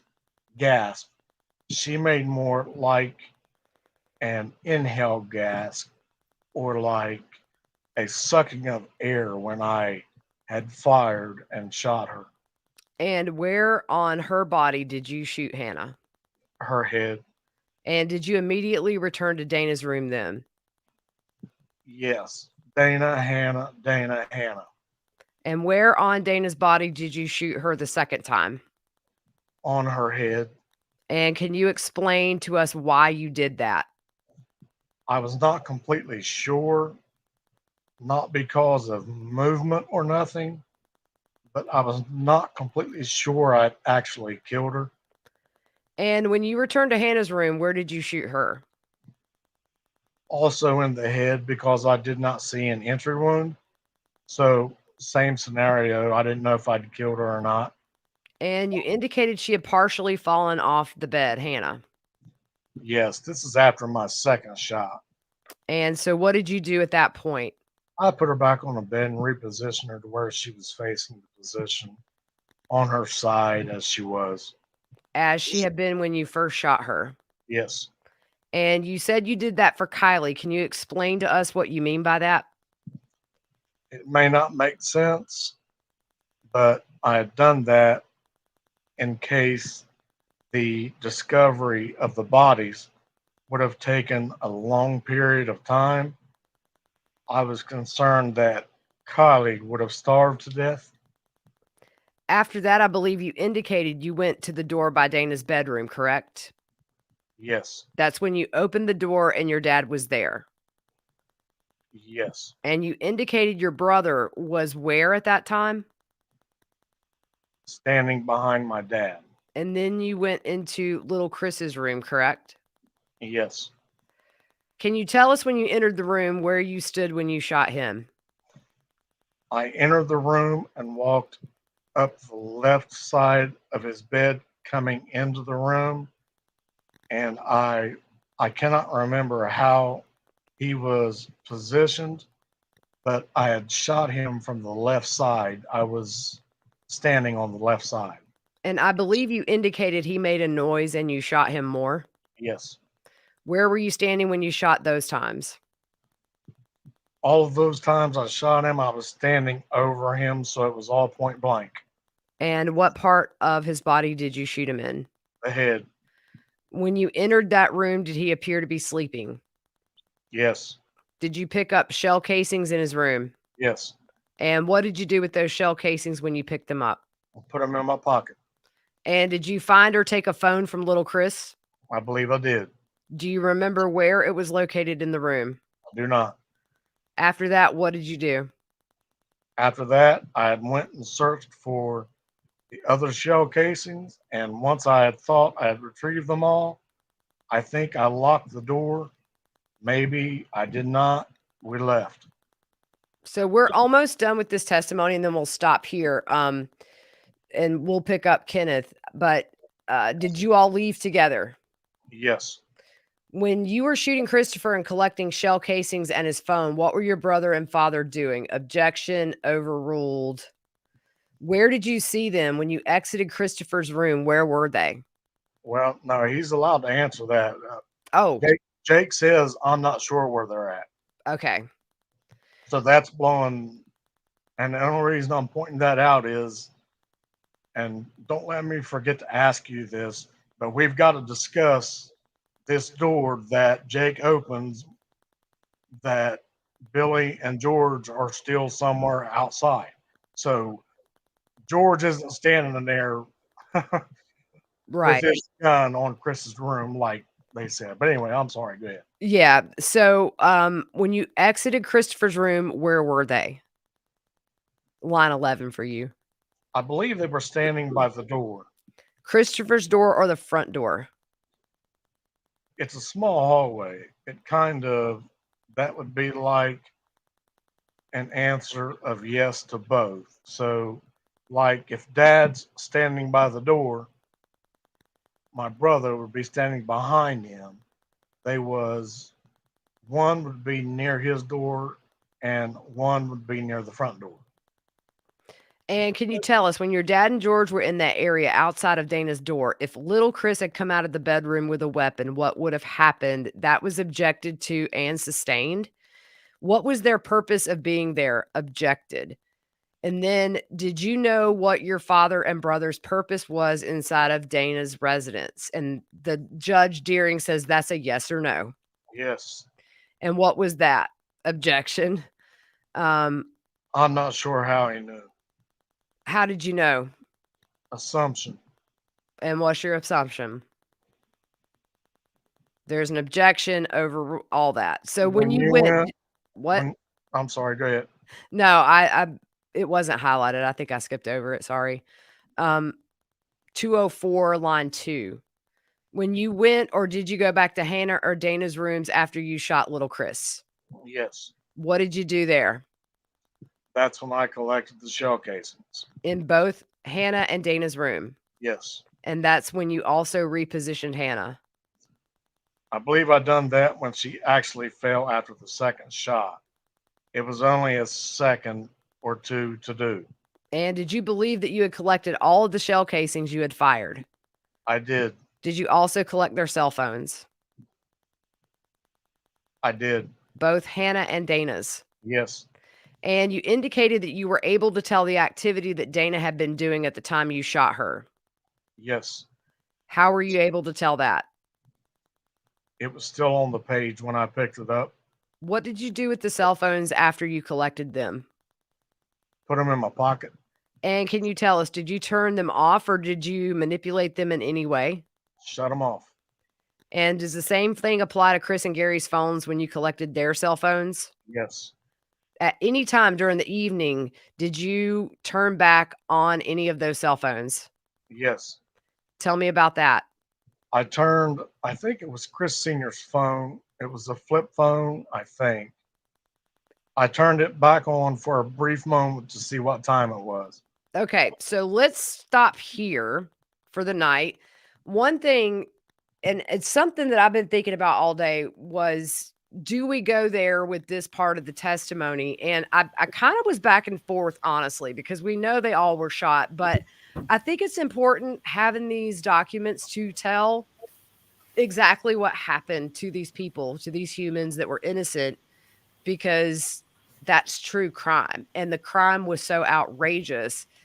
So, it's not one of those things that's sugar-coated. So that's why we just went through that graphic stuff, because that's what happened to these people. And, for people that love children so much, they sure took a shot when a baby was in the bed, and just it's crazy. But yeah, thanks for the trigger warning, Biggie. And thanks to everybody who's tuned in. Me and Jamie are going to be doing Canepa and Angela. So then Big E's going to be sitting down and just listening to the story. But I appreciate everybody tuning in. We've had a big crowd the whole time. Well, yeah, but don't forget, dear, we still got cross to do. Yeah, no, but I think too, what we're going to do is we're going to have to condense that a lot. I don't think. Otherwise, we'll be doing lives on this till Jesus sounds his trumpets. I don't think you want to, but I mean, we can. But we'll just keep doing them. I mean, it's going to get a little quiet over Christmas, and I think I think the Idaho case may be making some progress just with the visit by what seemed to be the FBI last night in the white car. But we have time, so things get quiet near the holidays. But yeah, so thank you guys for coming on. All the super chats, you guys are very generous. Biggie ponied up for these. They were not cheap. And so all your donations are going to reimburse this dude for fronting these so you guys can know exactly what was said in that courtroom. And anyway, so we'll maybe try to do one tomorrow. We'll see how it goes. We'll hop on. I'll put something on social media. Okay. So, Jamie, thank you. We want to, you guys are just amazing. So if it weren't for y'all, we wouldn't know half this. So, all right, guys, we're going to head out. Thank you to the mods who handled chat for a very long time tonight. We knew this would be a long one. You guys are awesome. Please thank them in the comments, and we will see you soon, y'all. Bye. Thanks, guys.